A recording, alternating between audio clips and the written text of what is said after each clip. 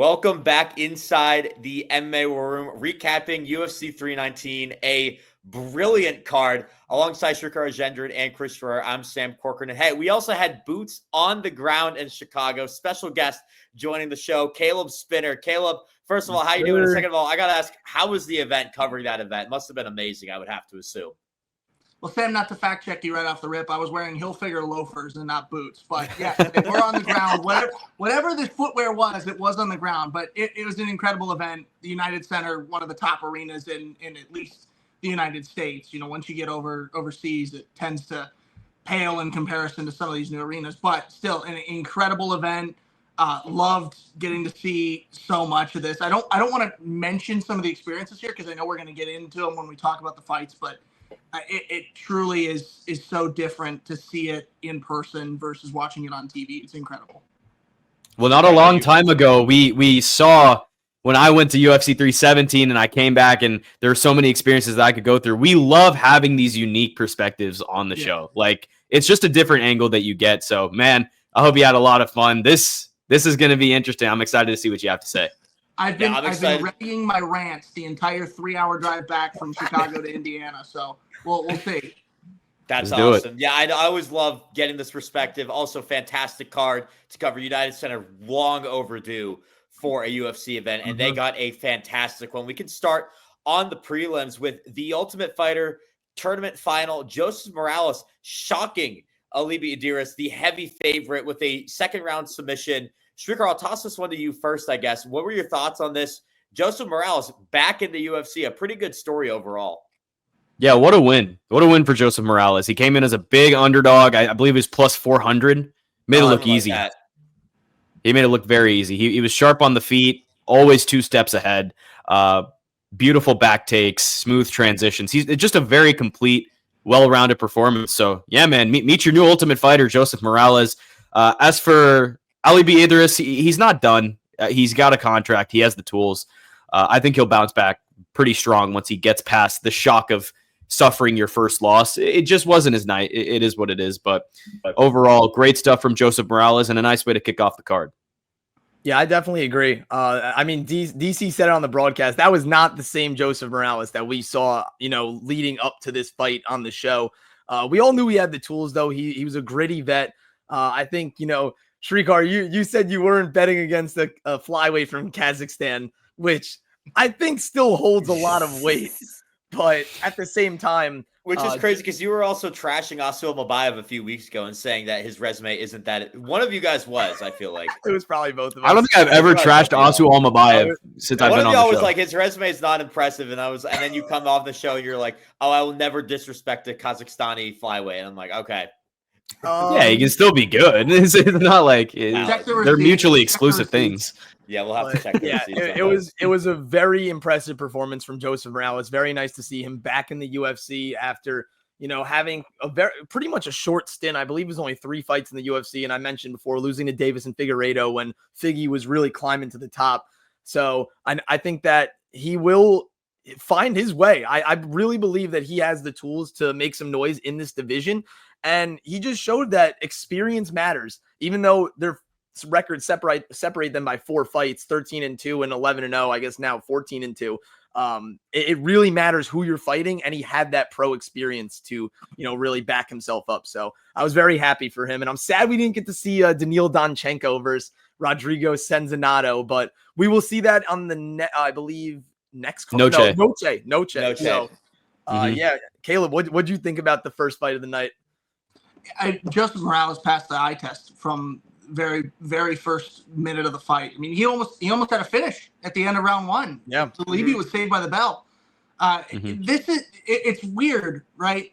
How much the pressure of an arena sets into that. We talked about how much of an underdog Morales was, and then he came out and he was loose. He was fine, even only after 3 fights in the promotion, right? You expect him to come in, and I expected him to be really tight because he knows what's on the line here. He wants to get back to that versus Alibi has never tasted these waters before. He's going to come out hungrier than ever. I expected it to be roles reversed.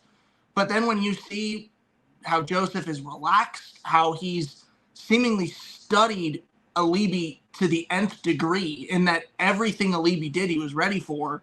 You said it was like a brand new Joseph Morales, and I think this one's going to do a lot better in the UFC than he did his first time around.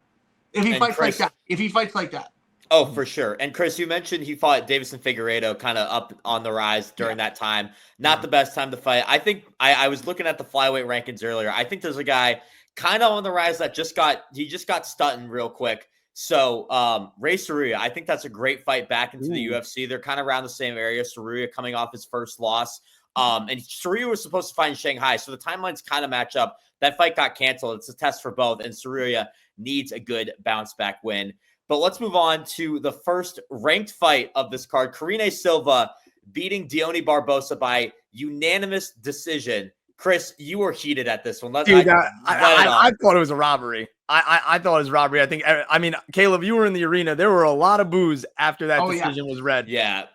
All of them. I'm pretty sure Joe Rogan was in on it. Joe Rogan, was disgusted by it. Oh my Joe God. Rogan was disgusted. Appalled. Daniel Cormier did not like that decision. And I mean, look, it's a tough game being a judge in MMA. Obviously, it's your opinion that like you have the final say on who wins a fight.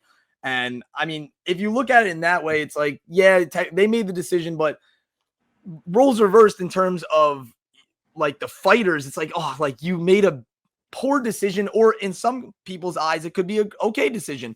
But regardless of the decision, you're taking money out of someone's pocket and putting it in someone else's. But at the same time, it's like, look, they have their own opinions. Personally, I thought that Deone Barbosa did enough in that third round. We just lost Caleb. We'll get him back in a second. We'll get him back in a sec. Yes, we will get him back. But I thought that Deone Barbosa did enough in that third round. Even though Karine Silva, she did have 2 submissions. The first one was she threw up a triangle. Deone tried to stand up. We got Caleb back. Let's go. Hey, for a good reason, but I'll let you guys finish. Okay. So Deone Barbosa or Karine Silva had the triangle locked in. Deone tried to stand up. She wasn't able to slam her like we saw Elijah Smith do to Toshiomi Kazama, but she got out of it. She stayed very patient. And then I believe Karine locked up. It wasn't a guillotine. It almost looked like a darce. Almost like a kneeling darce. So technically she was closer to finishing the fight. However, I don't think that it was really that overwhelming. And then she put herself back on her back by, not being able to secure guard or top mount. Deone Barbosa lands a trip takedown, 2 minutes of control time. And I thought Karine Silva holding her in full guard for that entirety of the last minute, 30 seconds meant that she was, very weary of what Deone could do in terms of grappling and striking. So that was almost like, okay, I'm just going to sit on my back and hope, even though she was throwing punches, I'm going to sit on my back and hope that I just ride it out. And in my opinion, I really think that Deone did enough to win that fight. And she closed at minus 1,600 on live betting odds. So yeah, that's crazy. That's okay. I was honestly surprised to see like a unanimous 29-28 across the board for Silva, but I get it. Like, I don't think this is a horrible, like egregious robbery. Like the second and third rounds were tight. First one clearly went to Barbosa. I personally had the second round for Barbosa too, but I don't think it was definitive enough to call it a robbery. Like Silva made a solid case in the third. And again, I lean Barbosa. It was a close fight though. Like, I don't think this was the worst decision out there, like by any means. So for Karine Silva, like Sam was the only one who picked her. Don't howl, bro. Don't howl. I'm not howling. I'm not. He's not gonna howl for this one. No. But I only howl for picks that I called and I knew I got right. The judges made it right for me. Karine Silva. But I look at what's next for Karine Silva. Her and Casey O'Neill are neck and neck in the rankings. They're both just outside the top 10. So whoever wins between those two would get a pretty big bump. And also kind of just be a proving ground for Silva once again, because this wasn't the most convincing, but win's a win, and obviously we may not agree with it, but I don't think this was a horrible robbery by any means. Yeah, I thought Barbosa won this fight personally, but not a horrible robbery. I think for matchmaking, it's so interesting with another fighter on this card, Jessica Andrade, who we'll talk to a little bit later. She keeps going back and forth between strawweight, flyweight, and flyweight. I think a flyweight bout between those two would be pretty good if she decides to go back up to flyweight. I know she fought strawweight against Loopy, but going back up, I think that would be super fun. Two Brazilians going at it. Andrade's also lost a lot recently, so she needs a good bounce back, whereas Silva really needs a good prove-it fight. I think this would make sense if Andrade wants to go back up to flyweight. Brazil versus Brazil. I know. Well, I feel like they're doing that all the time now, man. They did it with Silva. They don't have a choice. They don't have a choice, especially with the female division, because it's dominated by Brazilians. Caleb, what you thinking, man? Yeah, so I ran away to check the scorecards. One of the things they emailed us the scorecards for every fight, and it was definitive. Karine had the last 2 rounds together. I think there's this phenomenon where if a fighter loses the first round 10-9, so if you're on the wrong side of a 10-9 in the first round, and you even go like dead even in the second, you get that advantage because you lost the first round. People are like, oh, they're out of it, whatever. Oh, they're back in this fight. So you get that little bit of a nudge there. Is that scientific? No. Is that probably what goes through a judge's head? I don't know. Optics. It's very simple, but it's the optics of, it's like what Srikar said. It's the optics of, oh, they're back in this fight. So if it's a coin flip round, I'm going to give it to where the optics tell me, and that's most likely the person who was on the 9 side of that first round. So it's continuing a pattern that we're going to talk about later. I'm almost certain of the bear hug of victory, which we'll go into it at some point. We're going to talk about that later. We're going to talk about the bear hug of victory here in a little bit. So I'll save my rant for that.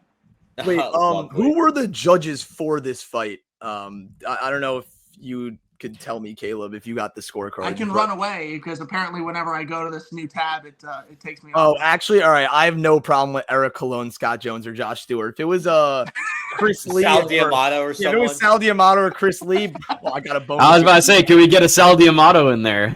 Oh my God. Honestly, that would have been crazy. It makes me feel a little bit better that it wasn't them two. Chris is ready to go full on. Was it Joe West, Angel Hernandez, or anybody during a Chiefs game? He's just gonna go all in on the rest. Rigged it.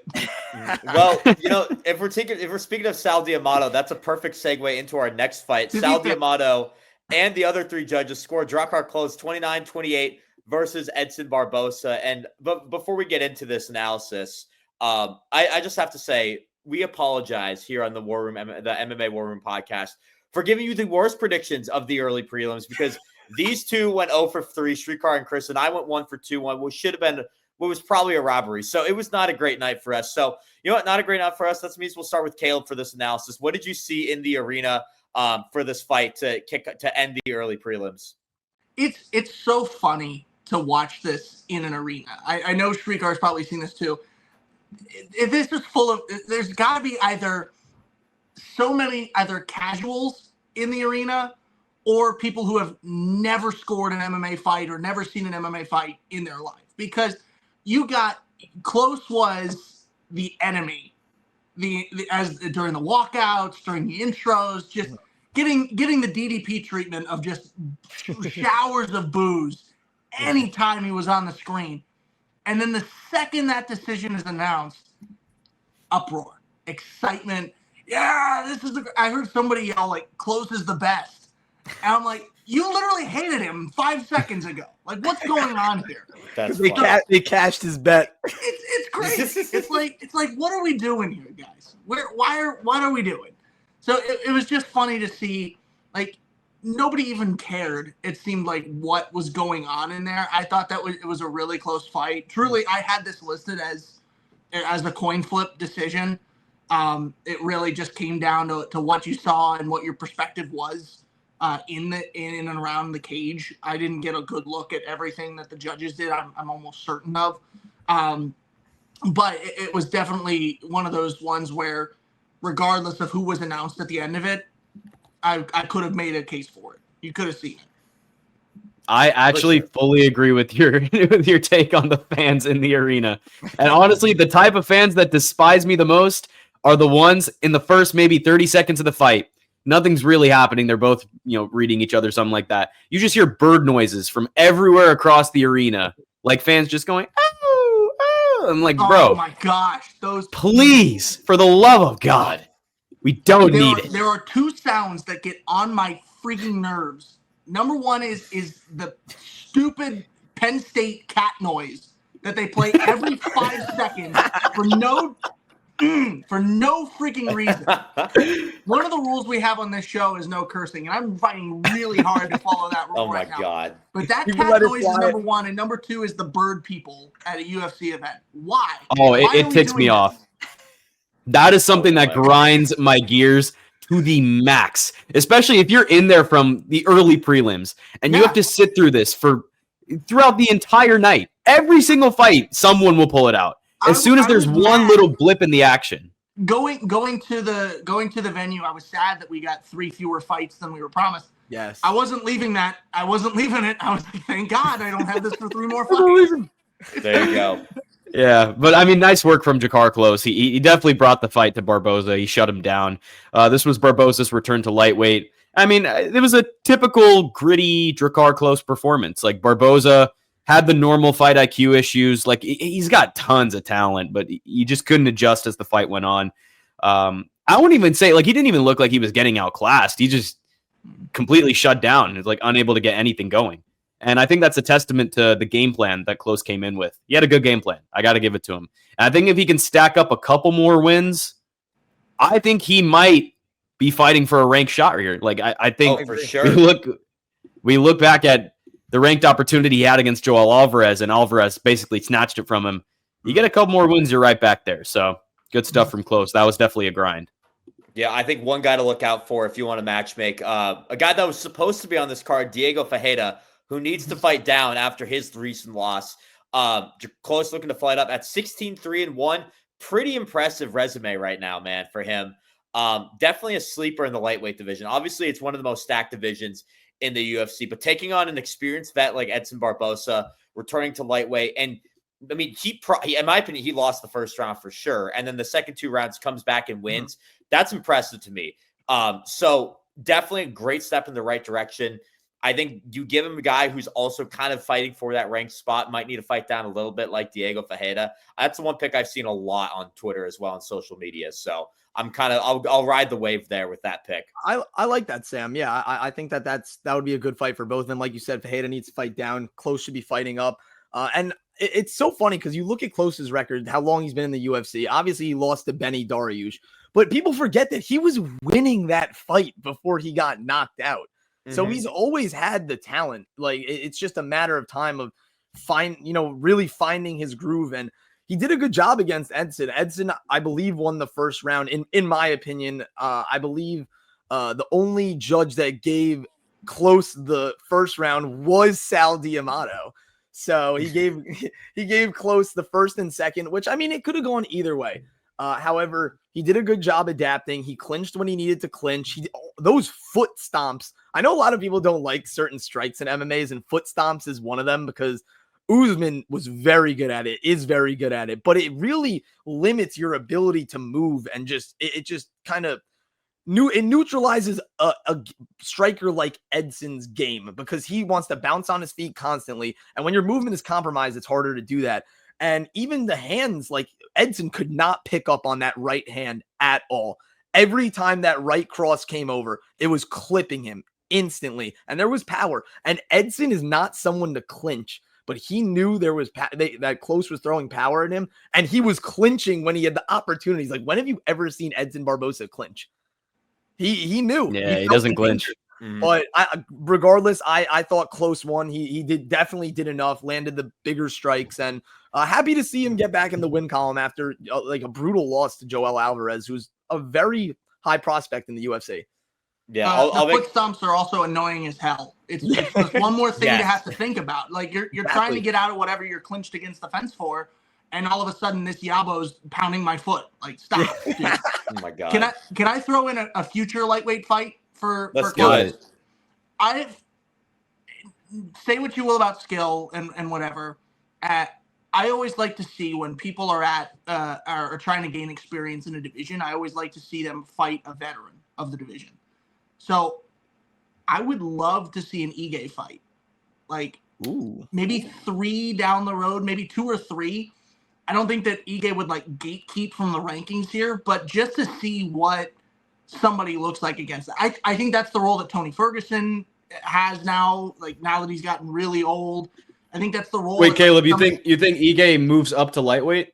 Yeah. I would like to see Ige move up to lightweight. I just think I'm not mad at that at all. I think he'd be more comfortable. I think it's always hard to see him for me, considering one of the last times I saw him was that Lopez fight when I was moving into to Syracuse about a year ago from now.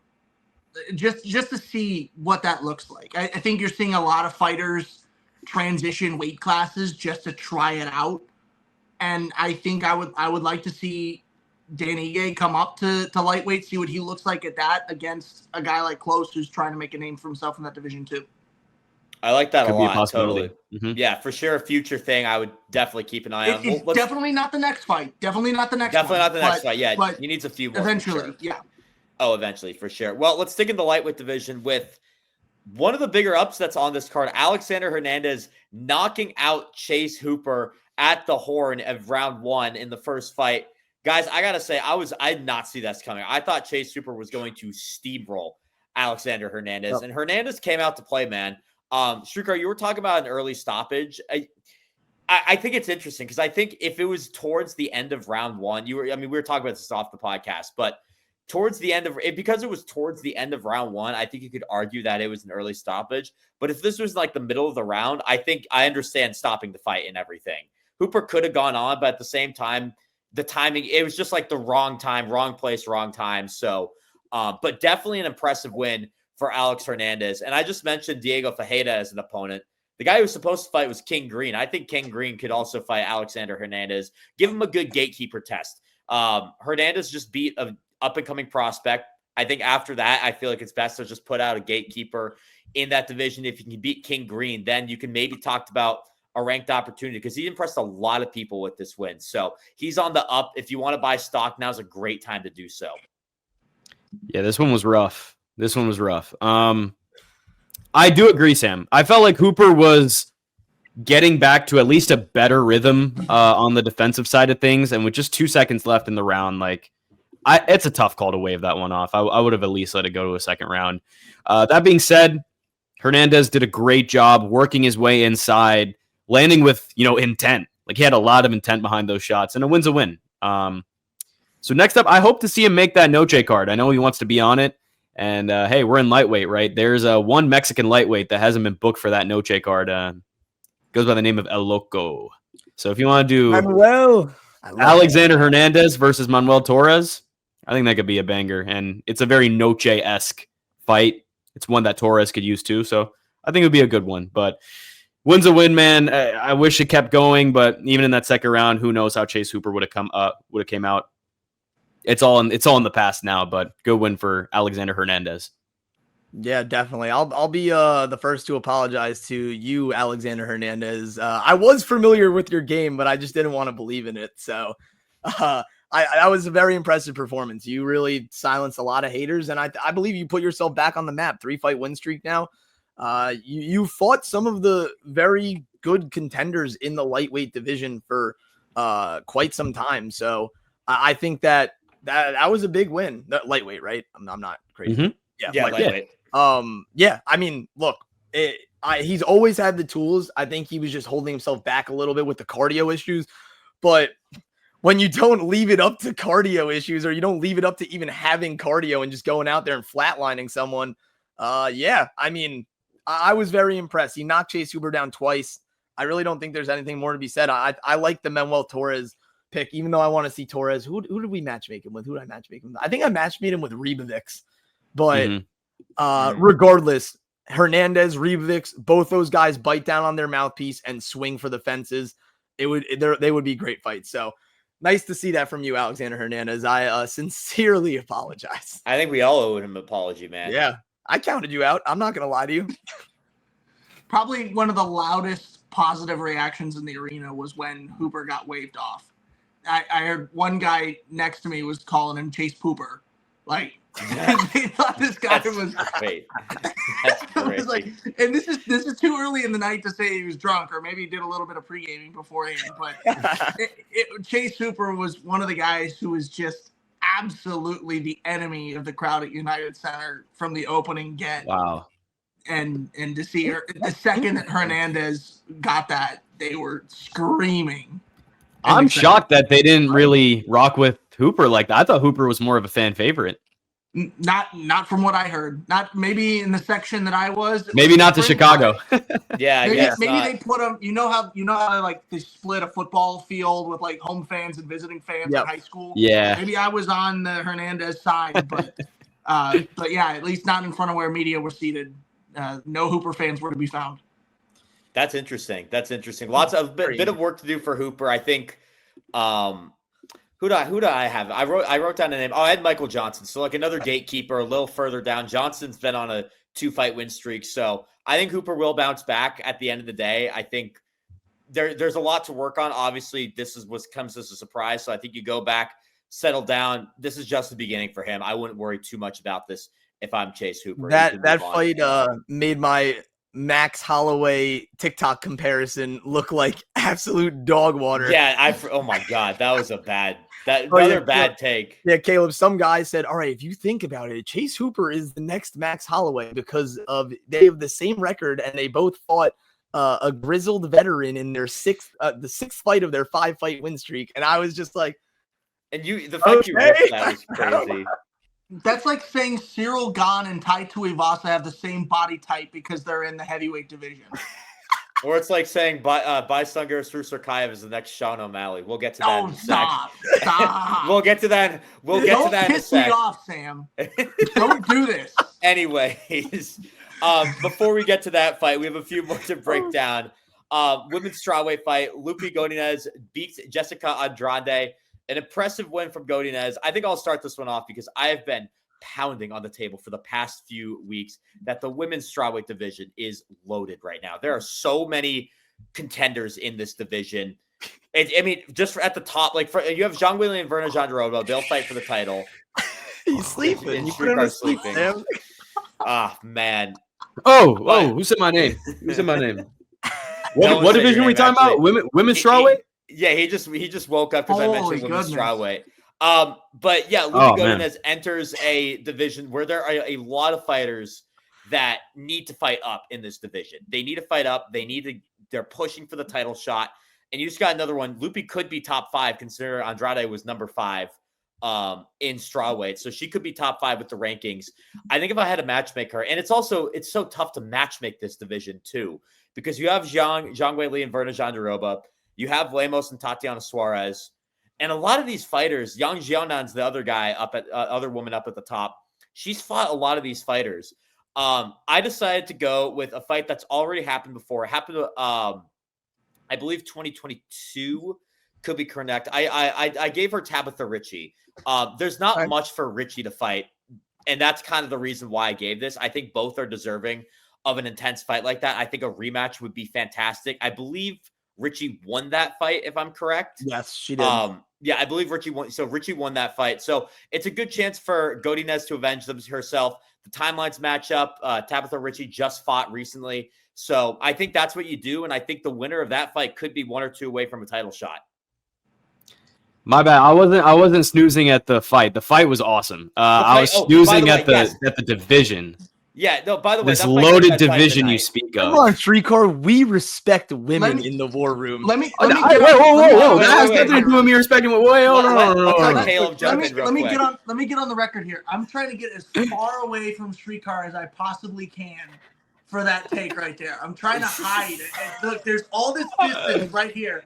Please do not include me in that horrible. The loaded division that's all going to lose to Zhang Weili. Sad. Get me out of there. Sad. Hey, it's fun to build it up, and then Zhang Weili also could move up to flyweight soon. You never know. We've been rumoring that for a while now. So she's gonna be a double champ, and she can come back to strawweight whenever she wants. And then the interim title, I believe, would be Vina Jandiroba versus probably the winner of Lemos and Suarez.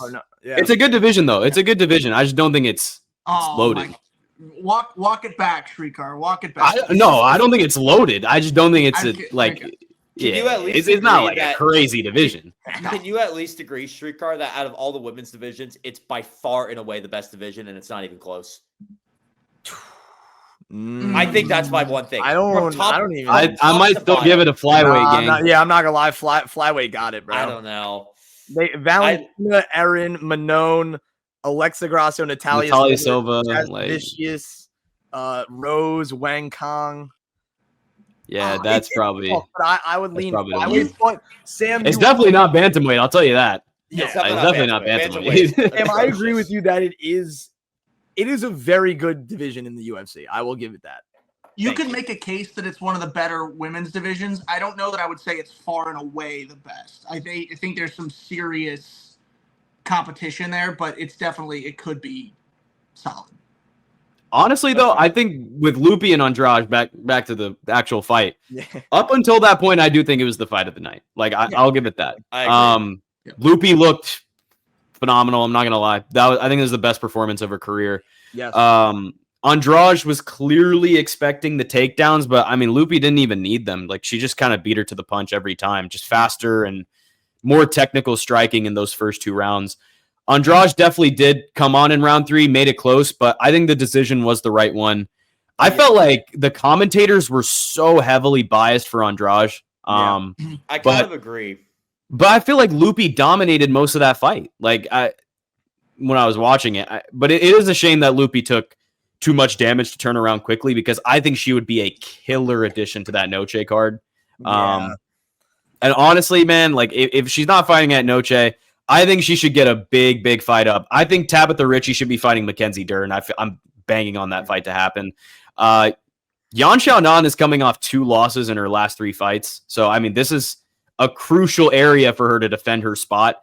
It's a classic crossroads matchup. I think it would make the most sense. So I do Yan Xiaonan versus Loopy and try and send her into that top 5, because Xiaonan is in a position where she has to fight down. Like, it kind of is what it is. But, I think it's. Correct me if I'm wrong. Andrade is a former champion, isn't she? Yes. So yes. That's typically, just to explain, I think the commentator bias is at most divisions. If somebody's a former champ fighting somebody who's coming up through the rankings, I think they tend to give the benefit of the doubt to the former champ, just because you know what to expect out of that. Yeah, they were heavy on Andrade. For sure. Yeah, they were for sure. But I think that's the reason why, not to defend anybody who doesn't need defending, I don't think. But also what Godinez was 11 in that, and Andrade was 5. So I think I'd move Godinez to 8 or 7 in my ranking. I kind of agree with that. One more to go top 5. I'm giving her like the Patty Pimblett treatment of, okay, you get 8, and then I need 1 more to put you in a top 5. I agree with that. I agree. I don't disagree. I think and Andrade is just on such a downhill slope right now. I think top 5 is a bit of a stretch. Also, she's 5 in strawweight. She's 10 in flyweight. She bounces back and forth through divisions, or 9 in flyweight, I should say. Well, I'm not gonna lie. She looked better at strawweight than in any of her flyweight fights. I think the flyweights are way too big for her, in my honest opinion. And their grappling just overwhelms her. And I mean, Loopy, like you said, Srikar, Loopy's grappling didn't even need to play really a factor. She landed a couple of takedowns, but Andrade was so hell-bent on defending the takedown that it allowed Loopy to just let her hands go and show off that boxing that we all know she has, but she never really has to use it because she just dominates on the ground in the grappling. I want to see her fight Yasmin Lucindo. I think that would be a good fight, in my opinion. 2 very good grapplers. Both have hands.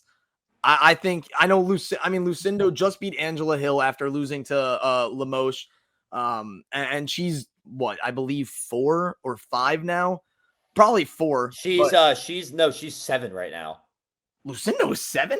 Yeah. Jean Daroba, Suarez, Xiaonan, Lemos, Andrade, Dern, Lucindo, Ritchie, and Jillian Robertson. I highballed the hell out of her, but I think this absolutely loaded division has Yasmin Lucindo as its 7th ranked contender. I digress. That's what every division, Srikar. Everybody makes mistakes. I digress. I think that would be a good fight. 2 very similar fighters who can take the fight wherever that they want to go, and they're comfortable and very fluid wherever the fight may go. I would like to see that. But if you were going to fight up, then yeah, Srikar, Yan Xiaonan, she has to fight down eventually. It's just a matter of time, and it's a matter of who. So I think that Loopy, she's been in the UFC for a while. She has quality losses, and now a very good quality win. That it was the best opponent she's ever faced and beat. So yeah, I was very impressed with Loopy, and yeah, she did take some damage though. Andrade hits like a truck, like those hooks, and she has no thought in her mind when she swings. She's just like, I'm just gonna hit your face, and I don't care how. I'm just gonna wing my arm out there and do it. But I'm not trying to pick a fight with Srikar, but correct me if I'm wrong. Isn't Sean O'Malley still the #1 contender at men's bantamweight? Yes, he is. After 2 losses. Are we comparing Sean O'Malley to Yasmin Lucindo? That might be better than comparing the Susurkaev. No. O'Malley's 2. Excuse me. Okay. Nurmagomedov is now 1. Okay, I was gonna say mistakes happen at every division, right? But O'Malley's a former champ. I know, but if you lose twice in humiliating fashion to the current champ, you're not #1 next. Yeah. But I feel like that's less egregious than Yasmin at 7. It's not drastic, but I'm giving an example in a more popular division. It's a valid point. I digress. I mean, I don't know. I just feel like it's 2 completely different scenarios. They're apples and oranges. They're not the same fruit, but they are both fruits. I like that quote. I like that quote. That's one for the quote book, actually. I'm writing that down. You gotta write that down. They're both fruit. You know what? I'll pull a Srikar for when we talk about the next fight. What does that mean? Oh, sorry. I just woke up because that fight was atrocious to watch. Oh, my God. Oleksiejczuk, he didn't even have to do anything against Gerald Meerschaert in that fight. I mean, that was just – I'll let someone else talk, but that was an atrocious performance. It was just a classic Gerald Meerschaert performance. That was – I mean, he just gets battered, and this time he just didn't wake up to find a round 3 sub. Meerschaert came out to "We Need the Funk" and he got funked. It was bad. It was bad. It was when you get to the point where Oleksiejczuk is looking at the ref like, "Are you kidding me? Yeah. Why are we not done, guys?" I gotta find this tweet real quick. There was a great photo. Big night for the fighting nerds, though. By the way, absolutely. Well, not for Kaya, who looks nerd. Like, oh my God, I'm screwed after the Khamzat fight, which we'll get to. This is one of my favorite UFC pictures of all time. I'm gonna share my screen real quick, because if it's this one right here. Because what in the world? Come on. He's just standing there. Both Herb and Oleksiejczuk just standing there. Meerschaert's on the ground. I believe there were multiple times where Meerschaert just fell down and Oleksiejczuk just didn't do anything. Look at the comment. Might go on his back. Pause. GM3. Can we get the life alert? I've fallen and can't get up over this picture. That's exactly what we need, dude. Oh no, GM3 is standing there like Ashton Genty at Boise State waiting for a handoff. We need the cartoon slipping on a banana peel sound effect. We need something like that. I mean, that was just that fight made me never want to watch a Gerald Meerschaert fight ever again, to be frank. Unless he fights Khamzat Chimaev, because he'll die in one punch. He'll die in one punch, yeah. As for Oleksiejczuk, it was a good fight. I mean, it's a good win for him. At the end of the day, though, it kind of sucks. His opponent just was not ready for that, and I think it kind of discredits the win a little bit for Oleksiejczuk. Granted, a win is a win, and I think it's still impressive. And I do think he's very close to a ranked opportunity. There's a fight in UFC 320, Abus Magomedov versus Joe Pyfer. The winner's going to have a ranked spot. I think the loser of that fight's Oleksiejczuk. He called out Marvin Vettori. I think that's a little high up for him, in my opinion. I agree. I think there's some other guys in the middleweight division that deserve a ranked shot right now. I think Oleksiejczuk is close, and he should fight someone that is getting that ranked shot and just ultimately fell short. So Abus Magomedov or Joe Pyfer, whoever loses that fight, gets Oleksiejczuk. Yeah, it's a solid win for Oleksiejczuk. It kind of felt like Meerschaert just handed it away. But I thought we were going to see more composure from GM3, a little more urgency from Michal. I mean, he could have finished this as soon as he got the first knockdown. I'm not going to lie to you. But instead, Michal looked sharp. GM3 seemed like he was booked to just deliver his weirdest performance yet. And he did, man. He delivered on the weirdness. He got it done there. But solid win for Michal. Can't be mad at it. I agree. I really don't have anything else to say. I mean, I like the matchup that Sam threw out, though. I think that's an interesting one to think of. Or even, I mean, if you want to do it like somewhat of an eliminator to eliminate someone from getting into the rankings, I was thinking like someone maybe like Jacob Malkoun, someone like that. But I don't know. I'm not mad at it. Meerschaert he needs to retire. Washed. He needs to pack it up and go home. But yeah. So it was funny, again, going back to optics, when Meerschaert's walking in, he has the ultimate like, I'm just here so I don't get fined expression on his face. Like if in a world where Tim Elliott says, I love this bleep at the end of his fight, it looked like Meerschaert couldn't care less about what he was doing. And you know, maybe it's an effect of a weight cut, you know, because we know how much that hurts on fighters when they have to cut weight to get to a weigh-in, or maybe he, you know, had bad food last night in the hotel. I don't know, but he looked like somebody who did not want to be there going into the ring, and it was just clear.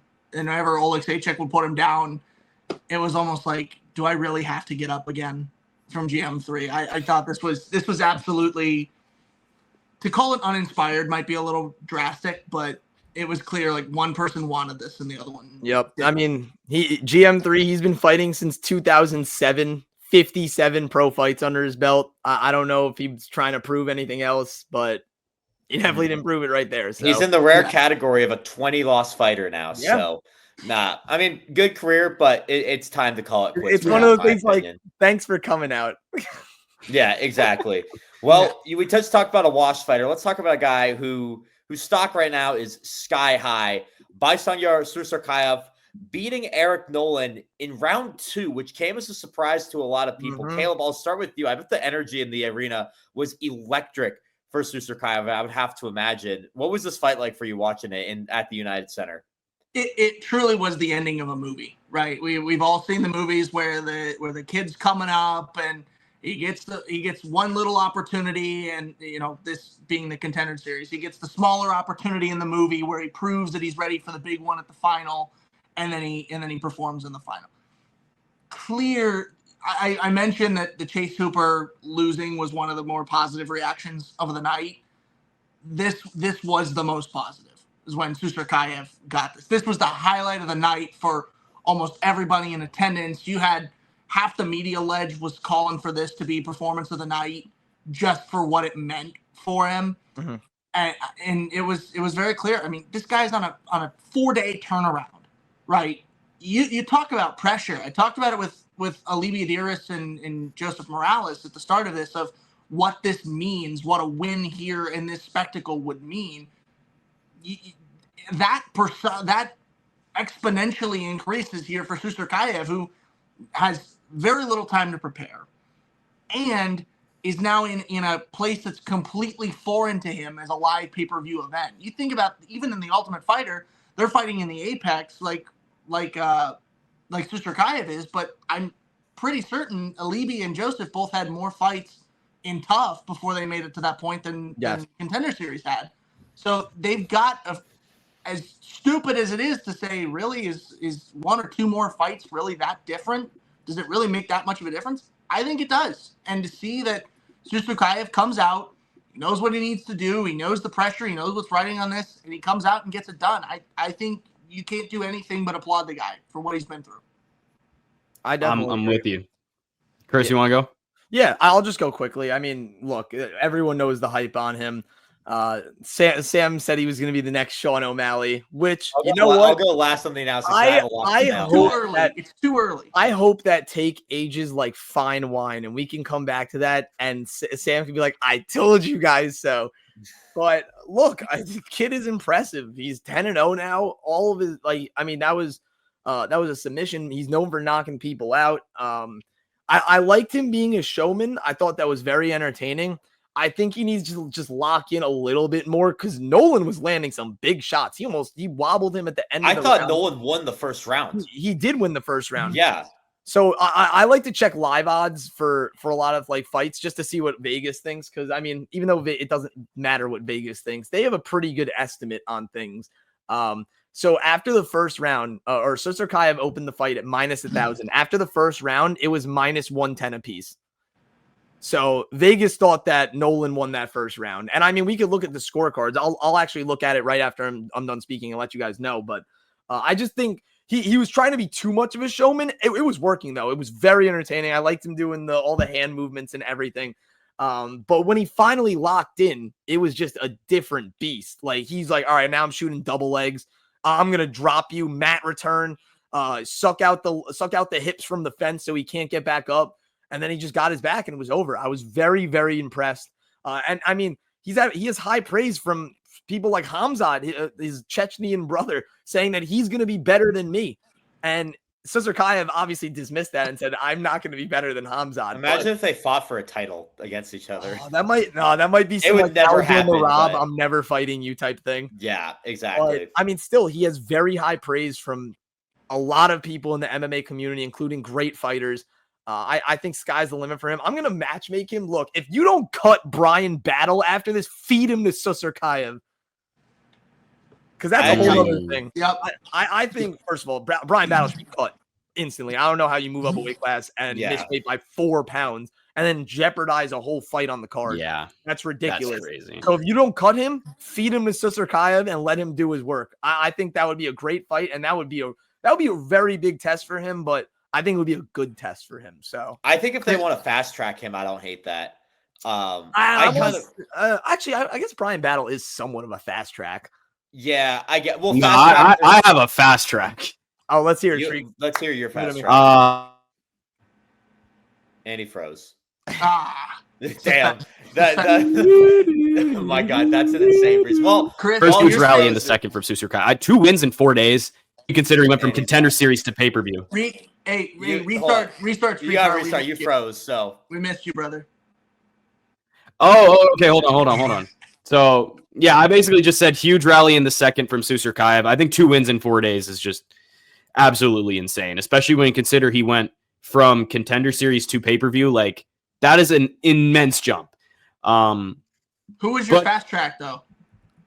I'm getting to it. Let me break down the fight, man. Okay, I gotta come on. I gotta set it up. I gotta keep you guys listening to me as you keep going to, and I'll get to it eventually. And you know what? Maybe I'll keep stalling just a little bit, just so you can wait till it gets there. But Night Shyamalan or Christopher Nolan or whoever Chris, to your point about the damage at the end of the round, I honestly thought he was kind of overselling it. Nothing like none of the shots really look clean. Like, I think he seemed fine when the round ended. Hurt though. I think when he wobbled, it seemed like a fake wobble. Like, I don't think he was actually like legitimate. Maybe not wobbled, but like, dude, he took some clean punches. He was showing up like one thing he didn't do a great job of, which he will definitely get better at, is he kind of just like stood in front of Nolan and just shelled up. Like, there was no circling, no movement. He kind of was just, I mean, he just wasn't scared of the power. Clearly, he underestimated it. But aside from the point, keep going, Srikar. I want to hear this back. Yeah. I'm getting antsy. No, it was still a great rally from Nolan to steal that first round. I agree, he got it.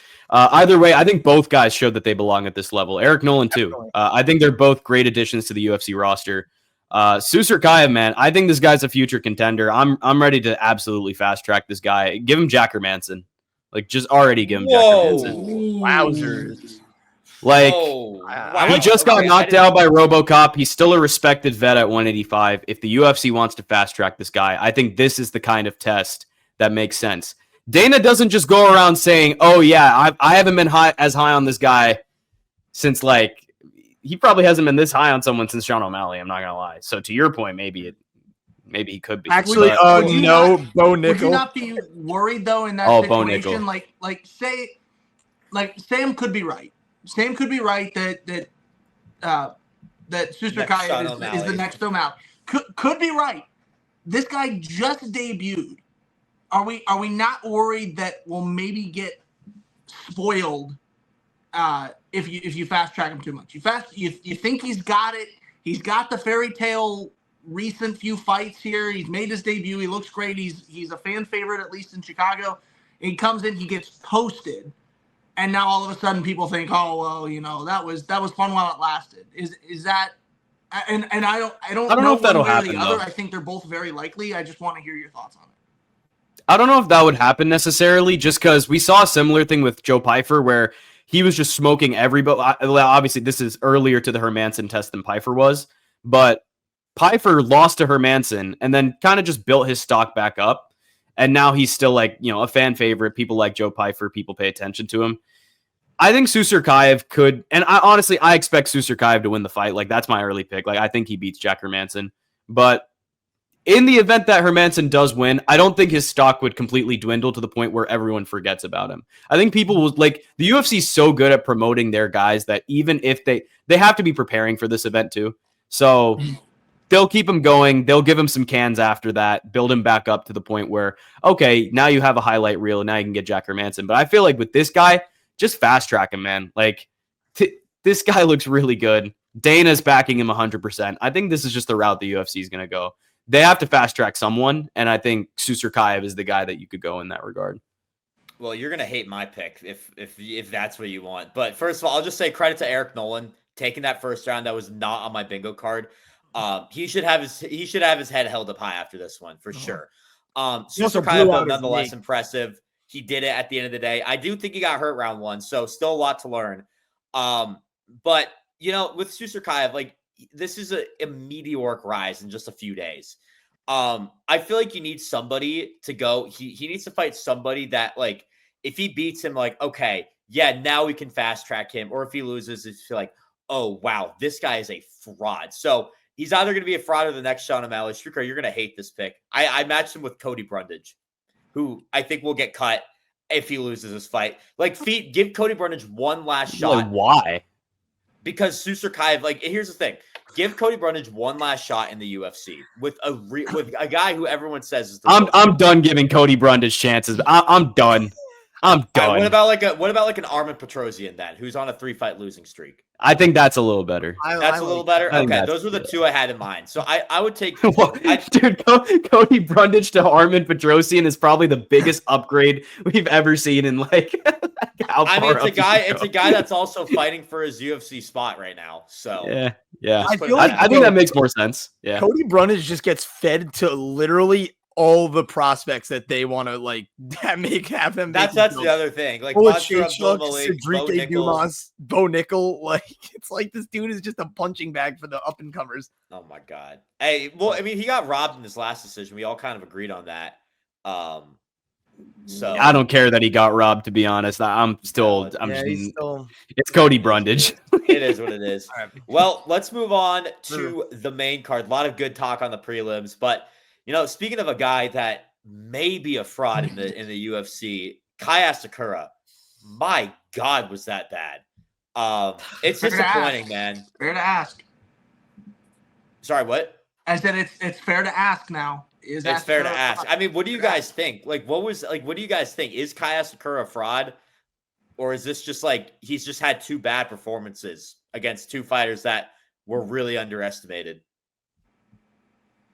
I think he looked good though. He looked good. I think he just got caught. That was my opinion. I really think that he was winning all the exchanges. He was up. I believe it happened in the third round. It happened in the third round. Second round. All right. So he was basically up 2 rounds to none until he got caught by that rear naked guillotine. And that was tight. His eyes were bugging at his eyes were about to go out of his head. He wanted to do the traditional blackout before you tap out, but he tapped out.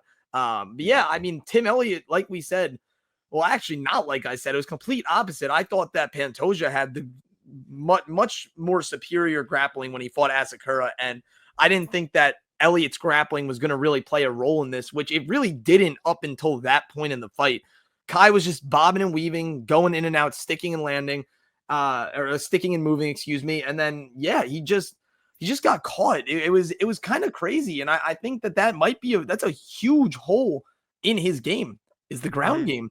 And that's two straight submissions. Yeah, 2 straight submissions. And one is to someone that, people don't really have too high of a regard for, other than he's a gatekeeper. Like Pantoja's okay, that's fine. It's Alessandro Pantoja we're talking about. Tim Elliott though, I feel like you should have got him. You should have knocked him out. But yeah, I mean, you know who I want to see Tim Elliott fight after that? Asu Almabayev. I don't hate that. I think Almabayev can fight up a little more.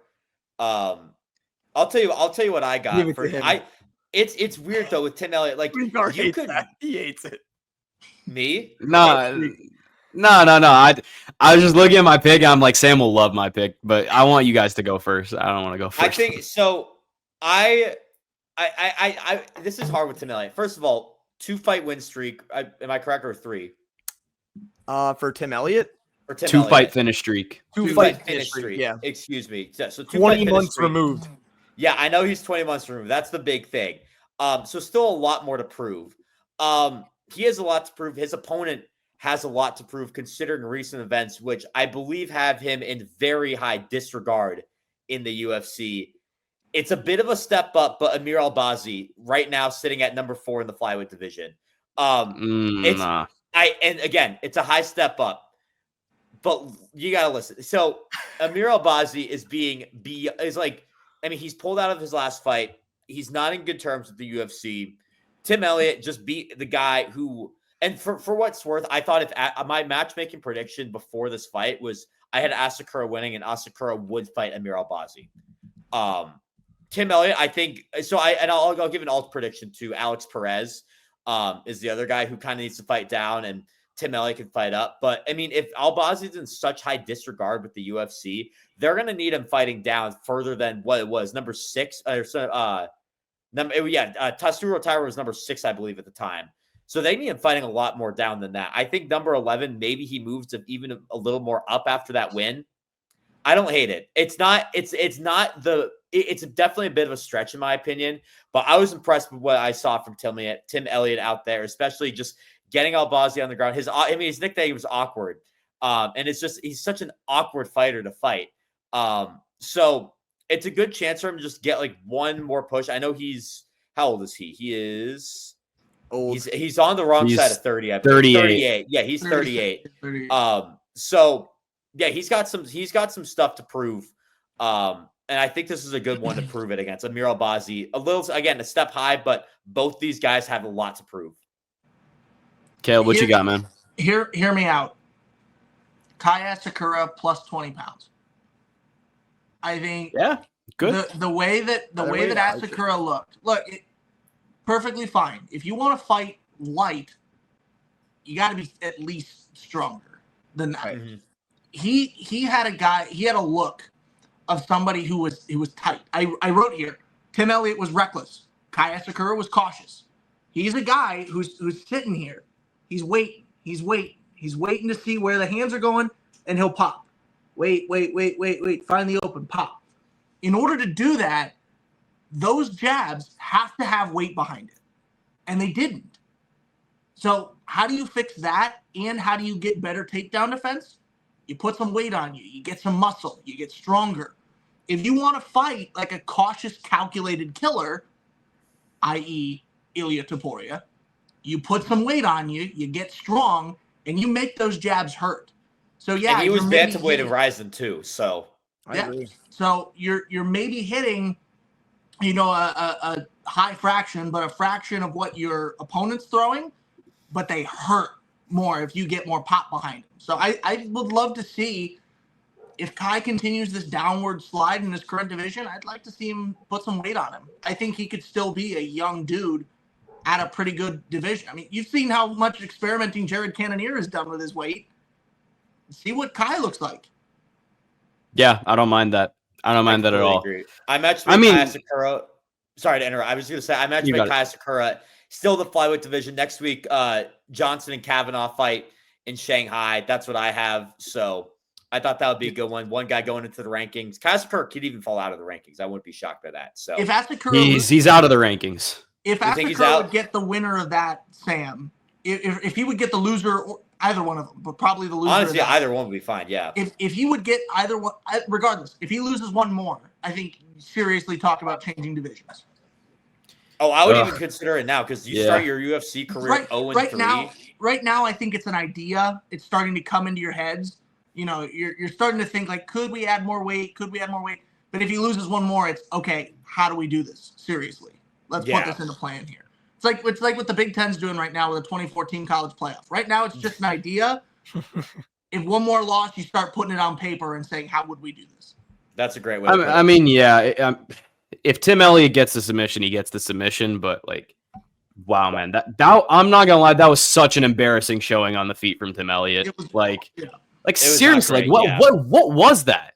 Like, are you kidding me? Like, I have nothing constructive to say about the actual fight. Like, yeah, that performance was just not that impressive to me from Tim Elliott. Like, whatever he put on out there looked like a clown show to me. I feel like it's like I said, Asakura won and he just got caught. And then he lost. Yeah. I mean, that's kind of what I said too. Like, I was more not impressed by Asakura than impressed with Tim Elliott at the end of the day. For sure, sure. And I know I match made him very high. And I think part of the reason I'm doing that is how the UFC sees Amir Albazi too. That, like, I just want to make sure that factors into my matchmaking. If the UFC was high on Albazi, absolutely not. There's no shot I'm matchmaking those two. But because he's not in good regards with the UFC, it's something that I think you could see happen. Because he really needs to prove it after missing weight the week before the fight, or pulling out the week before the fight. I would do Tim Elliott versus Steve Erceg next. I think like Steve Erceg's kind of rising again, and I think this fight would be the perfect litmus test, both for how good Tim Elliott really is, if he's really back for real, and also if Erceg is ready for top tier flyweight competition. Like, you put him against a gatekeeper. Like, that's kind of the spot that Steve Erceg is in right now. So, damn, really? I think that's what I'd do next. I think Erceg deserves another shot at Pantoja's title. Yeah, screw Josh Van, man. Steve Erceg skips the line after beating O'Day Osborne. Almost losing to O'Day Osborne. Anyways, any more thoughts on that fight before we move on? Perfect. Let's move on. Shame on Tim Elliott. Shame on Kai Asakura.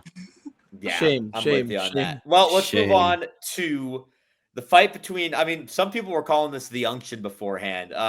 Michael Benepage beats Jared Cannonier. Cannonier made it close at the end. But overall, I don't know. I kind of got to get your thoughts on this because I saw a lot of people saying Michael Benepage is a showman. A lot of the stuff he was doing just for show, when in reality, he's not the best. He's not the most he's not one of the most entertaining fighters. He's kind of a boring fighter. Dude, he is entertaining as hell. No, he's entertaining. That's what I disagree with that completely. I think he is a very entertaining fighter. Wait, what were you gonna say, Caleb? I'm clearly then in the minority opinion here. I think the guy infuriates the living hell out of me. He's like a I don't know why I continue to bring up football here, but he's the Lamar Jackson. Like, you can't argue that what he does works, but it makes me livid. I keep waiting. When I watch the Ravens, particularly being a Browns fan, I just want Miles to say bing bong to Lamar. I just want him to crush once. I want Lamar to get laid out once to the point that he doesn't even want to run again. Same thing with Michael Benepage. When he puts his freaking hands down by his knees, I want somebody to just get him. I don't care what it is. It can be a jab. That was tough, bro. Sam, stop, dude. I'm going to come through that screen, and I'm going to knock you out here in a minute. That's funny. We're even in different weight classes, and I will put you down. Oh, I'm aware. I'm pretty sure I've got 100 pounds on each of you. And nah. Me and you are in the same weight class, brother. Tai Tuivasa is my body comp. No. Brian Battles is body comp because he can't. Cyril Gahn and I look the same in a mirror with lounging by the pool. You know, Cyril Gahn. I just Venom is gonna get stung, pun intended. One of these days, he's got to put his hands up. He's making it look like a joke. Well, because to him it is seriously. Like he's so good that it like because he's in levels. Do that, yeah. He's not good. He's lucky. Nah, I'm gonna disagree with you on that. Nah, I disagree with you. I think on the predictions, I think Michael Venom Page is a top 3 striker in all of combat sports of all time. Fine, I'm not ranking him in the top 3 in defense though. But he doesn't need defense when he doesn't need defense when he's an elite striker. Like his defense isn't actual defense. It's like I'm just gonna stick and move, and then you're not touching me after that. It's like he's doing like what Anderson Silva could do in his prime. It's just a matter of, for me personally, it's just a matter of time until someone breaks it. Kind of like what Chris Weidman did to Anderson Silva, because this was Anderson Silva's thing. Do the same thing, and then maybe his next fight he just gets knocked out. That's fair. That's fair to say he can stick and move. That's nobody's arguing with that defensive bit, but you can't tell me you can't do that with your hands up here. Like this is. That's just his style, man. He's been doing that since jump. Man, that's the thing. He's not a traditional fighter, man. It's entertaining to watch, but I think his next fight could cause him some issues because I think. So it's interesting. Do we think he's sticking at middleweight, or do we think he moves? Yeah, stay at middleweight, man. I would do the same thing. I would do the same thing. Stay at middleweight. Way more power too. There was a report that he wanted to fight Carlos Prates. He said, "I want to fight Prates," which would, oh my god, that would be the craziest fight ever. And I think Prates would win. I think he would break the defense, and I think he would win. Yep. So I'm giving him. I don't know. So I'm giving Michael Page 2 predictions. One for welterweight, Carlos Prates. Middleweight, though, man, he's looking good in middleweight. 2 straight wins, beats the number 9 contender. He should be ranked now. Give him the loser of Imavov and Kaio. I think that's what you do, because if Imavov loses, is going to fall down. Kaio's number 6. People are saying like, oh, this is a contender fight, and they're treating Kaio like he's he's ranked number 2 in the division. Whereas like there's guys. It's a title eliminator. It's a title eliminator still, don't get me wrong, but still, like, just where the rankings are at right now, number 6, like, it's 1 versus 6, and it's just because Kaio, the guys in between, are on losing streaks, and they need a fight up. They need like 1 or 2 more, and Kaio's really the only guy with timelines matching up that can get a title eliminator. But still, I think people are a little over hyping Kaio right now, just where he's ranked, and I think he can fight someone like Michael Venom Page. Timelines work out. Where they are in the rankings and like how comparable it would work out to. So 2 of the 3 options he gets a fighting nerves, which I think would be pretty fun. Kaio and Prates. Can I give a next one for that, Sam? Let's do it. The winner of MVP and Kaio, if that comes around, let's say Kaio wins that and that's the next setup. Winner of that one gets Strickland. I like that a lot because Strickland. It's interesting you bring that up, Caleb. It's very interesting. John Strickland is the next one? I think it's going to be MVP versus Strickland next. I almost went there. I almost did that too. I actually considered Strickland. Something about me wants to see that matchup, man. I don't know what it is. It's defense versus offense. I said I want MVP to take a nasty one. I think Strickland can deliver it. Strickland's just gonna be walking like just like this, and MVP's just going like that, like walking. Yeah, just hands down. it's literally gonna be like an NBA game.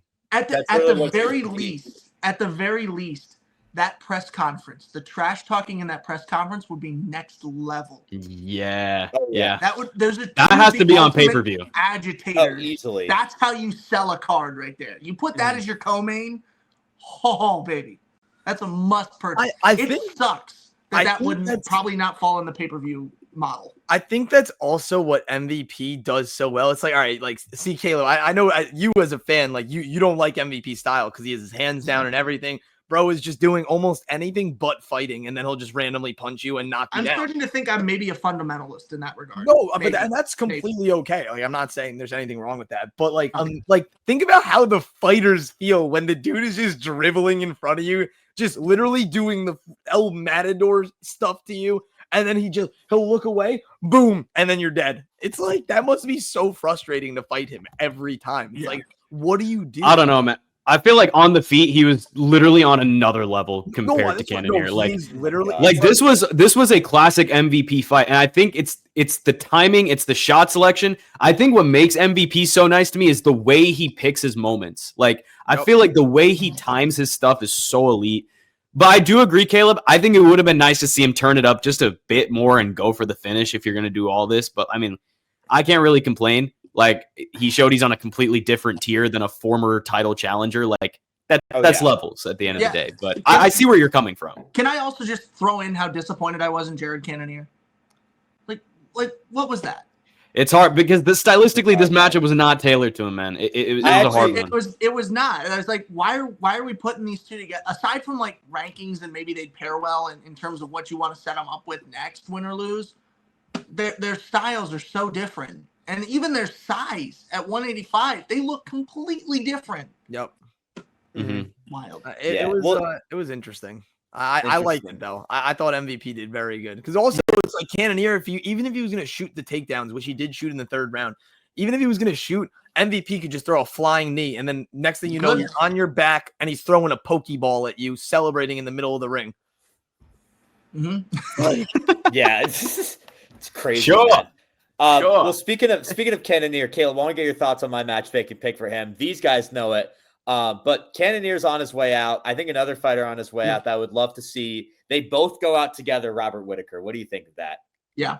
Yep. I think that's the best fight. I'm there. I don't know where I'm so mean. I'm so mean. This would be the first double glove laydown. Double glove laydown. I think it would be fun. And they fought before, but Cannonier and Whittaker double glove laydown. I'm so mean, man. I think Jared Cannonier should fight Bruno Ferreira.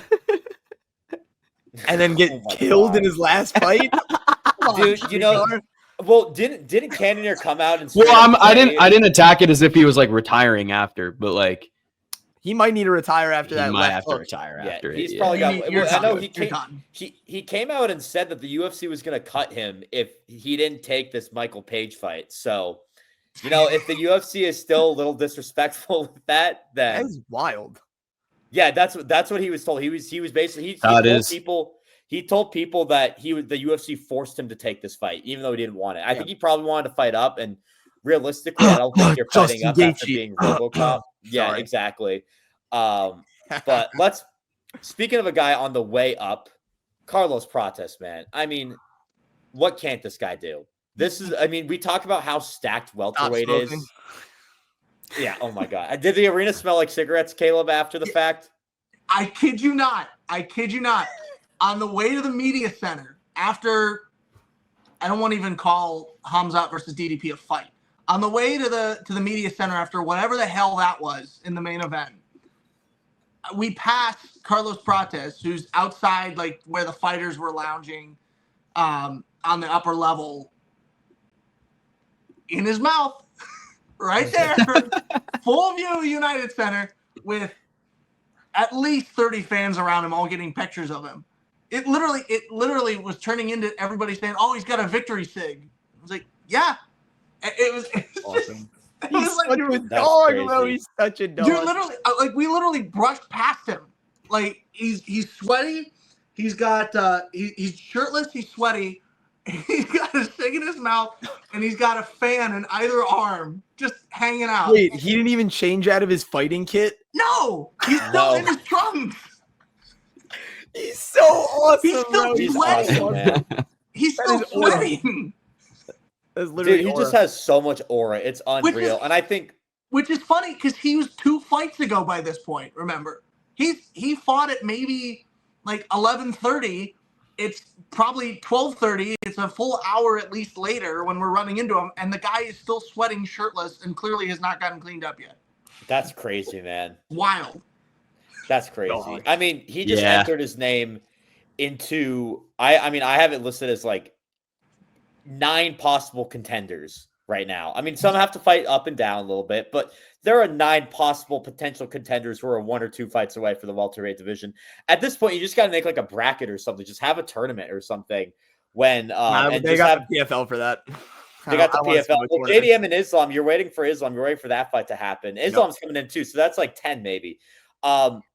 Honestly, I mean, Prates. This was one of the fight. Prates was just dominant all throughout. Like he just looked strong throughout, and then just finished at the horn of the first round. Jeff Neal. Lights go out, and it's kind of crazy that we all thought that was the best spinning out back elbow of the night.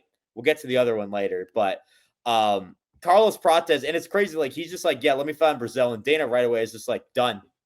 Yeah. You don't see that too Yeah. often, Dana He White. also brought his friend in. He started that trend. Yeah. Yeah. Shout out his LFA, bro. Love it. I think at this point, Dana's like, bring them all. Yeah. Dana's like, if I can import the entire country of Brazil, especially We need this more fighting division, nerds, man. let's Dude, they're go. all the fighting nerds are so good for the UFC. I'm telling you, man. They've been killing it. This is why I want, this is why I don't like, and I'm sorry. I'm so sorry to the three of you for just stealing your show right now and turning this into my own. You're the guest, brother. No, I'd rather have it be the Caleb Spinner show than the MMA War Room we podcast, need to be the quite on-ground honest. analysis from Caleb. We need you. Let's just rebrand this to the Spin Cycle, and we'll just keep it here. I like that. Oh, I like that. That's great. That's fire. I like that. This is why I don't like what Ilya and Islam Makhachev are doing right now in moving up the division. I think there are so many more people right now who are deserving of a welterweight title shot before Islam comes in. I honestly believe if Islam comes in and he takes it from Della Maddalena, it's going to be how many wins in a row does, you put up all 9 of them, Islam takes down all 9 of them. I think that he's going to have a lock on this division just because right now this guy, and I say this maybe with a little bit of bias because the guy who got me into this sport was Dustin Poirier. Maybe my brain is still crying about what happened at 302, but Islam right now looks unbeatable. I cannot imagine somebody taking him down, much less when you add weight to Makhachev. I can't picture it. And I think he holds the welterweight division hostage in a different way than John did with heavyweight, just by beating anybody you throw at him, chewing them up, spitting them out. And I'd much rather that than John. Me too. So would I. But I want to see these contenders at welterweight get their shot before we bring somebody else from outside in. If you've got a bunch of people who have been groomed to get a shot at this belt, let them have their chance before you import a monster from another division. I definitely agree with that. That's valid. That's fair. Yeah, I mean, I also think I wouldn't be shocked if Islam just goes up to welterweight, takes the belt, and then just goes back down to lightweight because he steamrolled everyone at lightweight, obviously besides Ilya and Arman, but Arman pulled out. But even if he does that, the division is going to be clogged because then you have to set up an interim title, and then basically you're bringing everyone back down a notch because one guy coming from lightweight just comes straight to the top. Valid. So we'll see what happens. As for JDM to win and spoil all this talk. Yeah, I think JDM stands like a really good shot. I've been saying it. Srikar knows I've been saying it. My early prediction, well, in November, you'll see my prediction officially. JDM is beating Islam. I'm calling it. I'm calling my shot. Another time, we're going to hear it in November. Remember this moment. I'm a matchmake Prates really quick. He should fight Leon Edwards. I agree. Wow, so you're giving him the call out. Yep. Yeah. Oh no, the call out. I love the call out. I think that's a little high. I was gonna say Buckley. I think Buckley's a little better for him. I mean, Leon. It's not Leon, then Buckley. I would say like 2. All right, so Prates is 12. Leon is 4. Imagine Prates versus Leon on the co-main of a DuBronx Rio card. Like that is electric. That'd be insane. That's what It's a fan-friendly fight. It's a huge opportunity for both guys. It literally just comes down to Leon signing the contract. Leon, please sign the contract. He may not do. I wouldn't be shocked.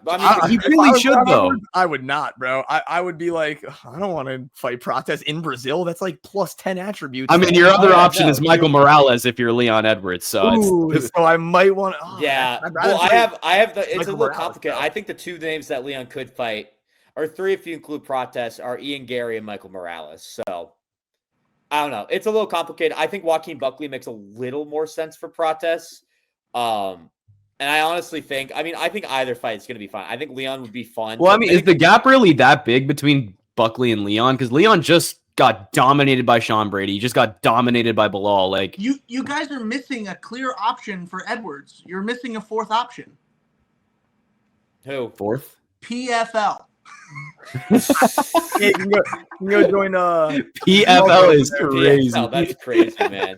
Join his that would be brother. crazy that the only Edwards still left in the UFC would be Jocelyn Edwards. Dude, I mean, Fabian Edwards and Leon Edwards are both in the PFL.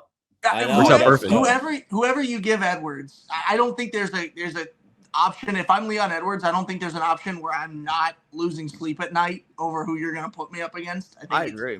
They're pretty scary. Everyone's a threat. I think at this point, somebody just needs to pull a Donald Trump, say, "You're fired, get out of here," and just send him off to wherever you want. I don't care where, but just get him out of here. Turn those lights off. Get him out of here. I think that's that brings up a great point, because this is literally the prove it fight for Leon. Like, if Leon loses this one, like, it's cooked. It is so cooked. Do you remember, maybe even a year ago by now, that uninspired fight against Bilal? Yeah, when he got dropped on his head. Like, Leon's got to show me like the most entertaining fight of my life for me to get faith back in this guy. This is what it's been looking like in Leon world. Bilal is so bleeping boring, and you lost to him in uninspired fashion. In England too. Oh, and then Sean Brady lands 221 significant strikes again. Yeah, Sean Brady just ragdolled him, man. That was holy Lord. You know, I'm tired of talking about a boring English fighter. Let's talk about a more fun one, Lerone Murphy, because I said we saw the best spinning back elbow with Carlos Prates. No, we did not, because Lerone Murphy said, "I'm here as well." And, you know, I want to start this off. Let's talk about Aaron Pico for a sec, because we've seen all these Bellator fighters or fighters from another promotion come in and just not look great. I will have to say, I know he got knocked out round 1, but Pico looked good up until that knockout. He looked good. Yeah. He looked good. And I think it is way too early to call Aaron Pico out. Patricio Pitbull is a dream matchup, but they just booked Pitbull for the Rio card. So the matchup I gave him was I gave him Sean Woodson outside of the rankings, but I think he could fight in the rankings. Sean Woodson is just outside of the rankings, only has 1 loss, I believe, or 2, and that loss was really a early stoppage against Dan Ige. So I think I like this fight a lot for Pico, but Lerone Murphy, man, I think he's the real deal. I'll let you guys talk about Pico and we can get into Lerone, but it's awesome. This was a great finish. It's crazy how the optics change, huh? Everyone said he can't finish fights, and then he pulls off the knockout. One of the knockouts of the year. Wrong. Yeah, everyone got proven myself wrong. Included. I was on this podcast saying he doesn't take many risks. He took risks, but also Pico played exactly into Lerone Murphy's game. He fell in love with the pressure. He got tunnel vision, and he paid the price for it. It is what it is. Honestly, man, I think a lot of this matchmaking comes down to what happens at Noche between John Silva and Diego Lopez. Because if John Silva goes out there and finishes Diego Lopez, he's getting the next title shot. So is Murphy next for the belt? Not necessarily, but he's 100% in that mix. But I'll still matchmake him to fight Volk. Like he feels like the guy. You know what I mean? I agree. But it just depends on what happens at Noche. Volk's been circling for a comeback. Murphy might just be the fresh blood that the division needs for that return. And he called him out. Volk literally called out Lerone too. He said, "See you in December." So he wants the fight too. Poor Mobzar, man. Like, you're just getting passed over at this point. But I mean, when you don't fight, you pull out. You were supposed to fight Aaron Pico. It's what happens. But this was a breakout moment for Lerone Murphy. I am extremely proud of this guy. He is awesome. He is one of the most complete fighters in the featherweight division, and he showed it. He showed it. Nasty, nasty elbow. So is he the undisputed next title contender, though? No. Because I think it's a little interesting. I think it all has to ride on this John Silva Diego Lopez fight, because I think if John Silva, if Silva dominates Lopez, he is getting the shot. Yeah. I think a Silva win in general would get him the shot. Yeah, potentially, yeah. Yeah, and I think if whoever doesn't, if it's Diego Lopez wins, or if Silva wins and Lerone's not getting the title shot, they should fight Evloev. And then that's a title eliminator. And you see what the UFC has been doing this year. They're putting a lot of title eliminators on the same fights as title cards. That's perfect for December. If Volk wants to fight in December, he can get the title fight in December. And then Evloev can fight whoever else is next for the belt. Title eliminator. Good for Diego Lopez, too, if he wants to get back for the belt. That's now 2 fights under his belt. And if he wins, then I think that's worthy of a rematch with Volk.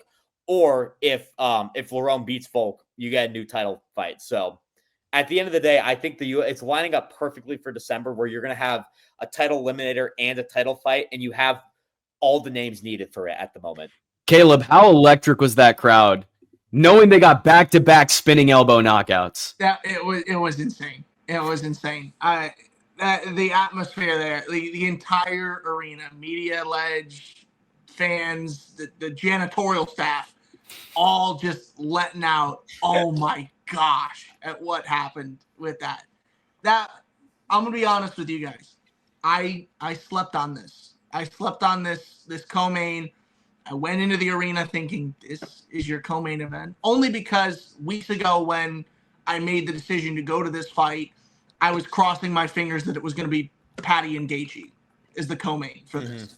So that was my bar. And so when you get Murphy and Pico, great fight, but it wasn't in my mind. It wasn't at that level of what a co-main could be.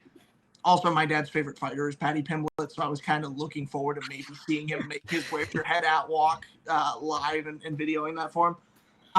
But I have this written down as fight of the night. I think that's maybe obvious statement of the year. This was just, it was incredible, and the way that it finished was just icing on the cake, because I would have taken 2 more rounds of how that was looking. It was just beautiful. That was beautiful. Yeah, and I think all three of us were in consensus when the co-main was announced. We were all like, "Yeah, this is such a fire co-main. Like, this is perfect for both guys." But I feel like a lot of MMA fans were kind of in your shoes, Caleb. They're like, "Is this really a co-main? Is this valid of being a co-main?" Because this is also a 3-round fight. This was not a 5-rounder. Right. So they're wondering about the stakes. Like, is this big enough stakes to be a co-main? But if Lerone goes out and does that and leaves an impact on the rest of the division, there it is. But yeah, main card stuff for sure. Undoubted, absolutely, this should have been a main card. I don't know if I would have called it a co-main. Just because it's like, it didn't feel like, if you look back at some of the other co-mains we've had over the last 5 years, like, I don't think this, in terms of grandeur, in terms of size of the popularity of people fighting here, I don't know that it stacks up there. For people who know what, Pico's making his debut, he's somebody who's worthy of this, versus Lerone Murphy, who's got power and could be a title contender with a win and maybe another. Like, if you know it, yeah, this makes sense. But if you're just somebody who's walking in going, really, this? Like, I think it's different. Yeah, I'd agree with everything you guys said. I just don't think people should write off Pico that quick. I saw a lot of comments saying this guy was overhyped in Bellator. Like, yeah, he had losses to people that, obviously UFC fighters would, like, you wouldn't even dream of a UFC fighter losing to these guys. They're like, oh, he was a raw prospect. He's never had it and he never will. I'm like, dude, I mean, look, I get it doesn't matter because it didn't go to the scorecard. So, but he was winning for the first 3 minutes and 20 seconds, and obviously that's why that's the beauty of MMA is it doesn't matter for how long you're winning for. Literally, look at the Usman Edwards 2 fight. It doesn't matter if you're winning for 24 minutes or 3 minutes. Your lights could go out with one single blow, and that's what happened. And he fell in love with the pressure. His defense wasn't. His hands weren't up high. He was kind of just like, it was weird how he was moving. It was like he stepped in, but there was no awareness of that. Lerone could just straight up flatline him like that. I mean, I don't think he was expecting that, but I think I don't give up on Pico. That's all I'm saying. People are giving up on Pico. I don't think anyone should.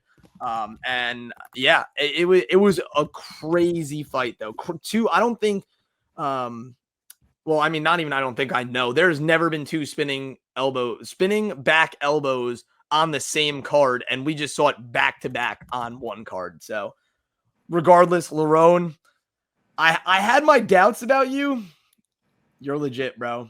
I'm gonna stop playing with you because you put your name. You put your name not even on the map, bro. You're on a rocket ship to the moon. So and it's kind of crazy because I think a lot of people were saying if Pico beats Lerone Murphy, he's probably next for a title shot. Yeah. No one was talking about it the other way before the fight. And now everyone's talking about it, man. I think people were shocked by this fight, and yeah, I think it's crazy to see how the tides can shift, because 24 hours ago, no one was talking about Lerone Murphy as a future title contender. I'll also mention, in addition to the usual fight of the night and performance of the night bonuses, I had walkout of the night. It was just something that I was keeping track of. I think Tim Elliott was one of mine with "I'm Going to Heaven." It was an incredible walkout song, and to see him like mouthing the words as he's coming out, it was quality. But Lerone Murphy wins it for me. Did you guys hear what he was walking out to on the pay-per-view? No, I didn't catch it. Tupac "Ambitious as a Rider." Ah, yeah. Okay, I did hear that. Yeah. As soon as he came out to Pac, my boy was texting me. Dun, dun, dun, dun, and you're like, oh yeah, baby. That's a fantastic walkout. Yeah, it was into it. That's like plus 20 attributes to everything you have. Also, the meta to have him walking out to the "Let's Get Ready to Rumble" buffer sample in that song that opens when his brother is going to introduce you to. That is cool. Crazy. That's it's so meta. Cool, man. Great choice, Lerone. And that was a fantastic one. Mm-hmm. Yeah. All right. I know we got a lot to say about this main event. Khamzat Chimaev. I'm going last. I'm going to take way too damn long if I start, so I'm going last. Before we let's just all go around. What did you guys score this fight? Because I had it 50-43. The judges had it 50-44. I had it 50-43. And I think you could have honestly argued that it was 50-41 like Dana. I had 50-42. I had Chris Caleb. I had 50-43. Okay, so the judges were being a little nice, but I do want to say I'll start with Dricus. Credit to Dricus for staying in that fight for 5 rounds. Did he get ragdolled? Yeah. Absolutely. But the fact that he stayed alive in that round, not many other fighters could do that. And I think that's a testament to his strength. He almost had him at the end of the 5th round too, which was insane. He almost had it twice. In the first 5 seconds, he almost got a gilly lock on him, and that would have been that would have been hands down the greatest submission in UFC history. 5 seconds in, and you just gilly lock him as if going up against an Olympic level wrestler, and you just do that. That's crazy. And then almost at the end, that was almost Leon Edwards-esque against Kamaru Usman, obviously submission rather than a head kick. But I think for DDP, I would not be shocked if he gets back in that position soon. He probably needs 2 fights. I think you started off with Reinier de Ridder, who I think is 1 fight away. And that brings me to Khamzat Chimaev, because I don't think anyone's going to stop this guy for a long time. I think the only 2 guys are Reinier de Ridder, who I just mentioned. You're going to have to put him against a good, big, lanky wrestler. Reinier de Ridder has the entire build to stop Khamzat, but I think in the end, Khamzat's going to do it. And I also think Fluffy Hernandez is also there that could potentially stop him. Also don't think that's going to happen. I think Kyle Imavov, forget it. Whoever wins that fight they're done. Yeah. Dude, they're literally signing their death warrant. Just forget about that fight. But anyway, I mean, we've known that this guy was going to be a champion one day. I don't think we understood and realized how dominant of a champion this guy was going to be. He just put up, in my opinion, the most dominant title performance in UFC history through 5 rounds. That went the distance. Just ragdolling the pound for pound top 5 guy, just ragdolling him. Like you start the fight, he gets him on the ground. Goddard had to get in twice, and it's like, okay, get up. I need to help out Chimaev. No, or help out DDP. Nope, I'm going to take you right back down to the ground. Unbelievable. It was crazy. And I know everyone's kind of like groaning. It's like, oh, boring fight. Like F Khamzat this, F Khamzat that. It's impressive. You need to respect when you see greatness in front of you. You need to respect it, because we are just beginning this Khamzat Chimaev era in the middleweight division, which is going to be on for a long time. So get used to it, because he's going to run this middleweight division. He is going to ragdoll everyone that comes in his way, unless someone like miraculous comes out of nowhere. And I'm not going to say he's going to be the middleweight GOAT, because you have Anderson Silva, you have Izzy Adesanya, but he could come damn close. I don't know how long of a career he has before either he retires or he wants to move up to light heavyweight. But my God, man, this guy's a monster, and I don't know how on earth anyone's going to stop him. Yeah, I'm of the dissenting opinion compared to the rest of, I guess, the MMA fan base right now, that I loved what I saw. I loved watching this fight. I did too. This was a literal masterclass. Like what we saw from Khamzat Chimaev last night was nothing short of domination. I mean, this was a complete takeover. He won every single round. Honestly, if you're scoring it properly, you probably gave him 3 10-8s, maybe even 4. Like that's how bad it was. He took Dricus Du Plessis, a defending champ who beat 3 previous middleweight champs in a row, and made him look like an average Joe. Like it was nothing. 500 strikes, 4 rounds of pure control, mount, back mount, crucifix. Like he cycled through those positions like it was just like gym drills for him. The crucifixes were crazy. I've never even seen somebody get crucifix twice. DDP got crucifix 6 times. DDP had nothing for him on the ground, 0 threat. And credit to DDP, his hand fighting and those little survival tricks probably stopped the ref from stepping in. But there was never a second in this fight where you thought, oh yeah, Dricus is working his way back into this. Not even close. Never. Yeah, never. Cardio wasn't perfect, but it was way better than anyone expected. Like, I mean, he didn't need the cardio when he's just hugging him the whole time. Yeah. No, it takes cardio to wrestle. Sure. I mean, it takes cardio, but like not as much as that Usman fight took. I agree to disagree, but those last few minutes were still a little rough. It looked like a 22-minute gas tank in a 25-minute fight, but let's not forget, before this, the most we'd seen from Khamzat was just that 10-minute burst. And now we know if he needs to win a 5-rounder, he's got more than enough in the tank to do it. And the finish, he didn't get it. But let's be real. This is the same guy who made Bobby Knuckles do the fish dance. He flipped Kevin Holland into a panic tap. He gave Gilbert Burns a war. He nearly choked out Kamaru Usman. He launched GM3 into the shadow realm. The finishing ability is there. So if you're criticizing him, that's more of a credit to Dricus, not a discredit to Khamzat. Let's be so if you're criticizing him for not finishing a durable, unorthodox champion in his first 5-round main event, man, I don't know what you're watching. This was one of the most dominant performances we've ever seen in a UFC title fight ever. So yeah, I guess every single UFC middleweight woke up this morning feeling sick. Like, I'd feel sick too. You work your whole life for a title shot, just grinding, bleeding, sacrificing everything. And now that Khamzat Chimaev guy is standing at the top of the mountain. Like, look, massive respect to anybody that's still willing to chase it because, dude, this guy is different. This guy is absolutely different. The first question every middleweight asked himself this morning was, okay, do I want to move up a weight class? Should I move up? Exactly. Do I want to move up or do I want to go down?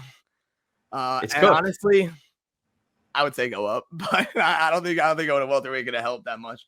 Yeah, Srikar, I definitely agree. I mean, look, obviously, I was on the wrong side. I was so confident in DDP. Go watch the predictions video from Friday and watch me make a fool of myself because I didn't know what was going to happen.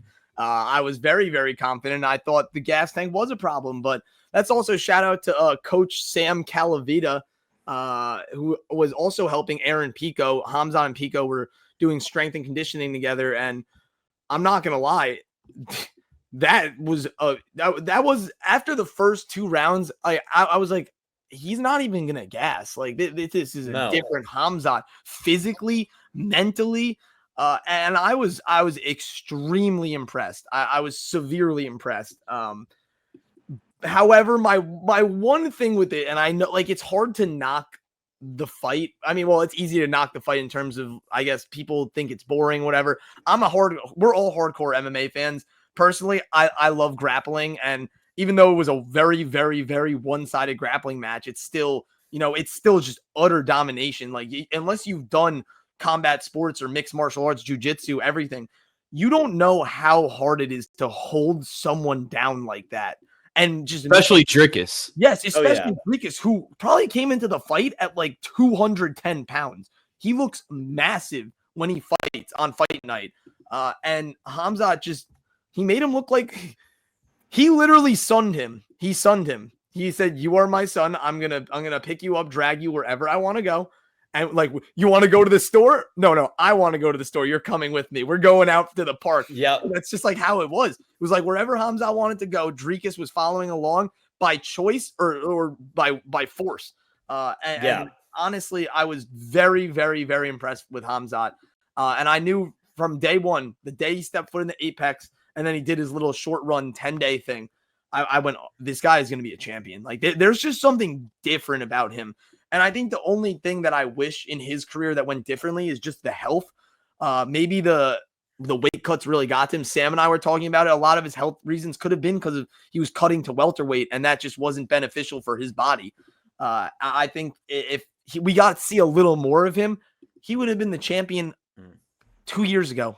And frankly, I actually think he's been better at middleweight than welterweight. Oh yeah, 100%. He's just now he's bigger and he's honestly stronger in my opinion. I really think because we saw with the Burns fight, Burns wasn't as big as him, but Burns is just a stocky mass, and he has good balance, so he's hard to trip. He's hard to almost take down. Even though Khamzat did it because he's just a dog. The one thing that I just wish I saw Khamzat do, I wish he finished the fight because there were so many opportunities, like laying in a crucifix 6 times and just doing little. Dude, drop some elbows. He landed 4 elbows in 6 crucifixes. He had all, and the thing is, what I was thinking of is, look, he had every opportunity to do it, and he knew he did too. Obviously, I'm not Khamzat, but I feel like he knew he did. I feel like the reason he didn't do it is that was just the ultimate statement of like, I can do this for 25 minutes, and I don't even need to land a crazy blow. Like, he landed 579 strikes. Don't get me wrong. That is insanely impressive, no matter how short the shots are, how much power is behind it. 37 of them were significant. I think that he could have, he was working towards the finish, though. He was working for his submission a few times, and Dricus did a great job defending it. And like Sam said, credit to Dricus, man. To not get finished by a killer like that. The thing is, it almost felt like Khamzat was just keeping him there. He was keeping him alive.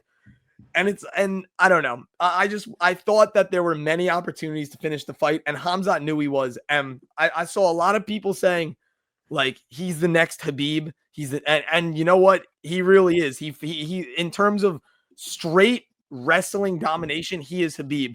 The one difference between the two of them, Khabib would have TKO'd him in the second round or submitted him in the second round and not let him live. It just felt like Khamzat was letting him live to prove a bigger point of I can do this. Cardio is no concern anymore. You're going to watch me wrestle for 25 minutes. And he did it. And you know what? We're talking about BMFs right now. That is a BMF. Guy. Yeah. That is a BMF. I was worried listening to Sam and Srikar that I would be way outnumbered on what I was going to say. And then I heard Chris and I said, okay, I've got an ally here. Yeah. Khamzat is a great, I'm going to disclaimer. Khamzat is a great fighter. You cannot be undefeated in MMA if you're not a great fighter. I don't care what promotion. You can't be a champion if you're not a great fighter. Oh. Oh, okay. Oh. Khamzat lost 2 of his monikers to me last night. Number 1, he's not a wolf. He's a python.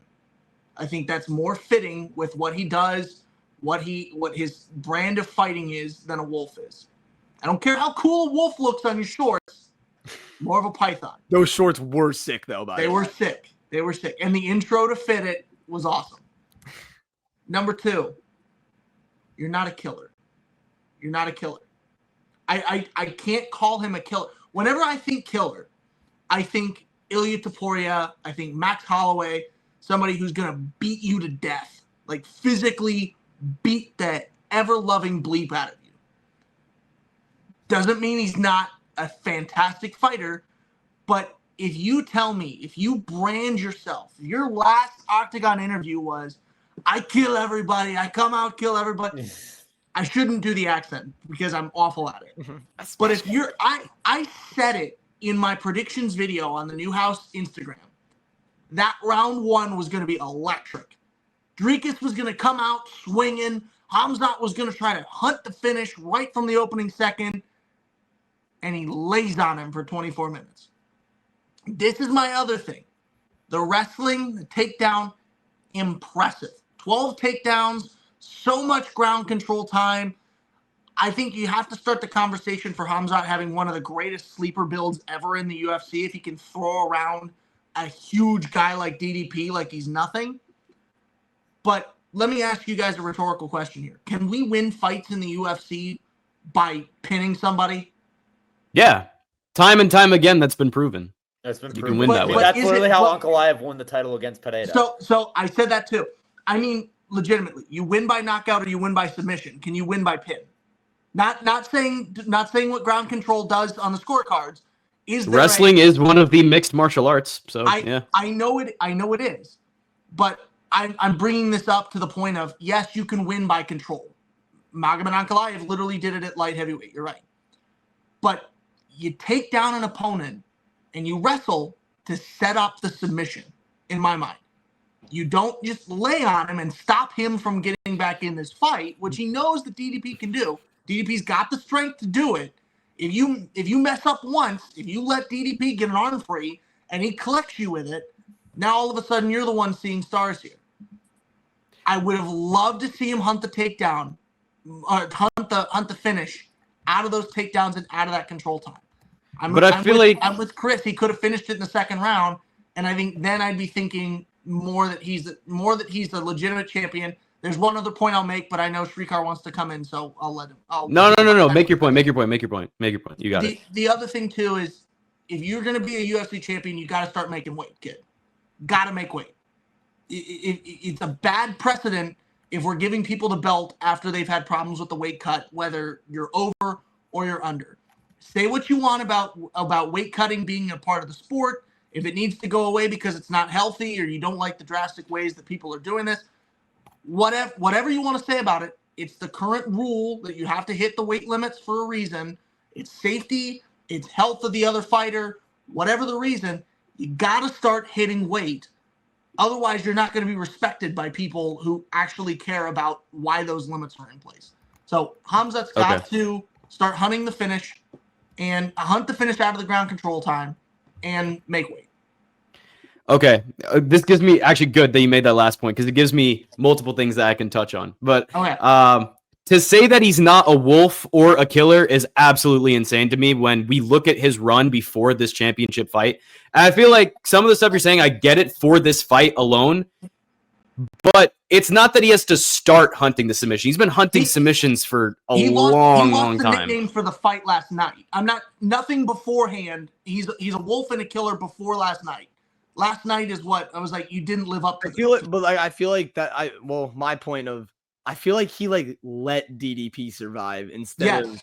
Yeah, that's what I mean. A wolf would not let him survive for that long. I'm like, it was just so confusing for me because it felt like it was part of a bigger scheme of like just showing everyone like, look, this is my cardio now and this is my physical shape. Do not worry about me gassing out because I'm going to show you 22 minutes of wrestling. Like you want to see cardio? I'll show you cardio. But it's like you can't crucifix someone 6 times and then not drop. Dude, he landed less than 10 elbows. You got to do something. I still don't think he can lose the nicknames though because the finishing ability is still there. Like he could go out and like. He should lose them. I don't mean he should lose them. I'm just saying he didn't live up to it last night. And then what was the thing about the weight cuts. Mm-hmm. He made weight. He's made weight at welterweight all 3 times. So I don't think that's or sorry, did I say welterweight? Middleweight, all 3 times. So I don't think that's going to be a huge issue for him moving forward. He actually came in 2 pounds under, which probably is due to faulty scales. Yeah, it's probably the scales are probably messed up. If anything, I was like, there was a report he's really that serious said there was taking no chances. There was a report that said it was probably a faulty scale, but he also weighed in the night before at 184.4. So he was underweight. He was already on weight. So I think for championship fights, he knows. Like now, this could change going in the future when you have the belt and like you kind of not like afford to get lenient, but he won't probably get lenient about his weight. He knows he still has things to fight for. Mm-hmm. But I don't think the weight cuts are a huge issue. Like obviously, health in itself is definitely an issue. But in terms of him making the weight, I think he should still be fine with that. But I don't know, man. Like even. I feel like we can't use this one, and I know you're not doing this, but I'm saying to like MMA fans in general, like we can't use this one performance to demean all his prior performances where he did indeed smash everybody. You know what I mean? Like smash everybody. And Caleb is not saying that at all. No, I'm just saying for the general like MMA fans. Like that's what I wanted to see last night is what he was before. The guy who would smash and kill and massacre everybody he got his hands on. That's what I wanted to see last night. I wanted to see how that Khamzat Chimaev would look against the most technical fighter in all of the UFC. I say that. This is also good for Khamzat though, because now he knows he can go all 5 rounds. You know what I mean? I think he wanted to prove that to himself as well. That's what that bit that Chris brought up. I was not reading that far into it, but now that you said that, I do believe that. It's like, dude, you don't like, I'm telling you, like, a crucifix is hard to get in general, and you do it 6 times and you land 5, maybe 6 elbows. Like, once you get that position, it was just the short shots, and you know what he was doing? He was just racking up points. He's like, I'm just gonna stay active by, people were calling it love taps. Like, still, that stuff hurts eventually. Like, you take 100 of these to the face, you're gonna be like, oh, after a while, that my jaw hurts a little bit. But it was more of a, I'm gonna stay active with those, and then I'll just rack up points until the judge or the ref takes me off. And I mean, people were saying that the Mark Goddard pulling him off of Du Plessis was completely BS.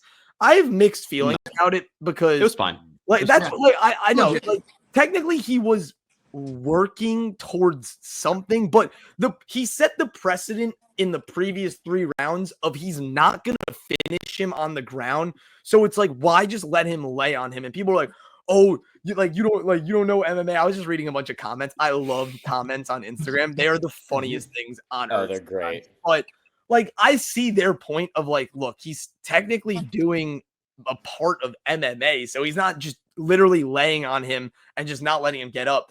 But when you're not working towards a sub on the ground, or there was no urgency to, I'm gonna boom, boom, boom, ground and pound you. Yes, stand it up. And then everyone's like, oh my God, what if Dricus knocked him out? That would be the biggest controversy in all of UFC history. And you know what? I don't think so. I don't think so at all, because you're the whole point of top control is you're supposed to be working towards something. It's like holding someone in a clinch against the fence and doing nothing with it. You get separated after a while because you're just standing there. Magomed Ankalaev. Yeah. Yeah, he did that. And I mean, in that fight though, he was tagging Pereira on the feet too. I think Pereira just came in a little bit unprepared. That's besides the point, because we're going to see that fight again, and we'll be making October. Exactly. We'll be making our predictions for that.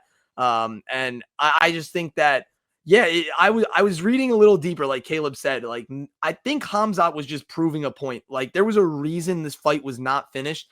It was to say, hey, I can go 25 minutes and wrestle for 25 minutes. There are no cardio issues anymore. And you know what? Khamzat Chimaev, congratulations. You are finally a UFC champion. It's been years in the making. And Sam said it on Friday. Sorry, I got you, Caleb. Sam said on Friday, this reign of terror is going to be crazy and long and crazy long. So let me bring this up too, because this was the other thought that I had. Mm-hmm. We were talking about who's next. We talked about DeRitter, you talked about Strickland, and every one of these guys, as you're mentioning the names, we kept nodding like no, like, I don't think they can take Khamzat. I don't think the perfect contender exists yet. This is a transition. I agree. We saw a transition in the middleweight division.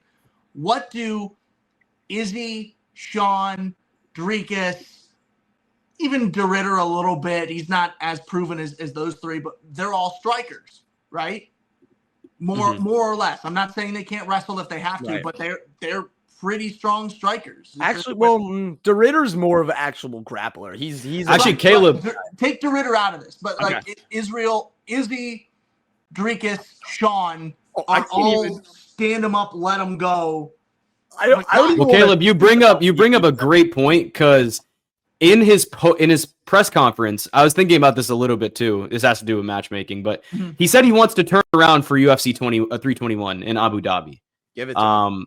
And honestly, I think there's only one name that makes sense for that fight, and I think it's Fluffy Hernandez. Because sure, Imavov and Bohayo is technically the next guy in line, but that fight's not happening until September. And unless one of them pulls off like a flawless, no damage win, which probably won't happen, there's just no way they're turning around in time for an October title shot. You think Fluffy should get it over RDR? No, not get it. It just makes the most sense because they're both coming off with the timing and where they are. Like, dude. And RDR is an interesting name, but he went life and death with Whitaker. Like, he's going to need some time off. And honestly, when you stack his performance up against what Khamzat did to Rob, like, it's not the best look for RDR. Also, Fluffy literally just had an insanely dominant win. He just ran through Roman Dolidze, and he barely took a scratch doing it. Like, he pretty much he's ready. Khamzat did to Dricus, except just a little bit more striking, and like I'm gonna beat the crap out of you. That's how. And I think that's gonna be Khamzat's. I mean, I said it about Dricus, but I think that could be Khamzat's biggest test. Yeah, because Fluffy can do it all. But don't get me wrong, this only happens if he wants to turn around for 321. Otherwise, you still default to winner of. I think you have, Nasruddin, especially it being in Abu Dhabi. That's literally that's his home. That's home for him. My point being is, like, whereas if you were going to challenge for the middleweight championship, you work on your striking because you can expect that Sean or Izzy or DDP is going to do a lot of their work on the feet. Now you got to prep the wrestling. You have to know how to get out of takedowns, how to stay on your feet even when you get pushed up in the clinch or when he shoots a double leg. I thought there were so many missed opportunities from DDP. I was talking to the two people next to me. The first 3 rounds, at the very least, if you want to use 3 rounds, it shouldn't have even gotten there. DDP should have been finished in the second.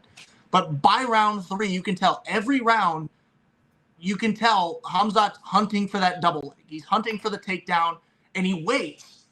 I'm not going to stand up because I'm wearing gym shorts and it throws off the whole outfit. But you can tell he's waiting for DDP to throw the left and then counter with that left body kick. He's waiting for that left leg to go in the air and then taking DDP down when he's off balance on 1. Why, oh why, DDP didn't come out in round 4, feint left, feint the high kick to bait the takedown, and then go right knee into the face of Khamzat? I have no idea. Yeah, I do kind of agree. I was not that impressed with DDP's fight IQ. I think he could have done. Yeah, I was like, dude, there's no way you're throwing kicks against a wrestler who, like, I don't know why he was throwing so many high kicks. Yeah, it was weird. Final point before we go. Where do you guys have DDP in pound for pound right now? DDP? Yeah. Oh, sorry. No, it's not DDP. Khamzat. Excuse me. Khamzat? Okay. Khamzat. I would put top 5. I think was he 13 to start? DDP was 5. Khamzat was 14. I think he takes DDP's spot. After that, what else does he have to really prove? Yeah. He's easily top 5. What is it? What would it be? It would be Ilya, Islam, Merab, and excuse me. So I would say 4. He jumps Pantoja.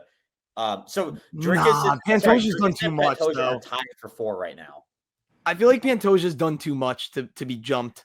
I don't know, but this run from I don't know, Kamaru, Whitaker, and DDP 3 in a row it's kind of crazy. Like, that's a crazy run. Yes, I would love to see the criteria. Pantoja has the title defenses though, so I've got. I'm not mad at Pantoja over Khamzat, but I've got to take a look at where everybody sits because it'll be easier to say like where he stacks up there. But just by thought, Khamzat definitely 5. I think Pantoja is a little bit more proven at this point. Yeah.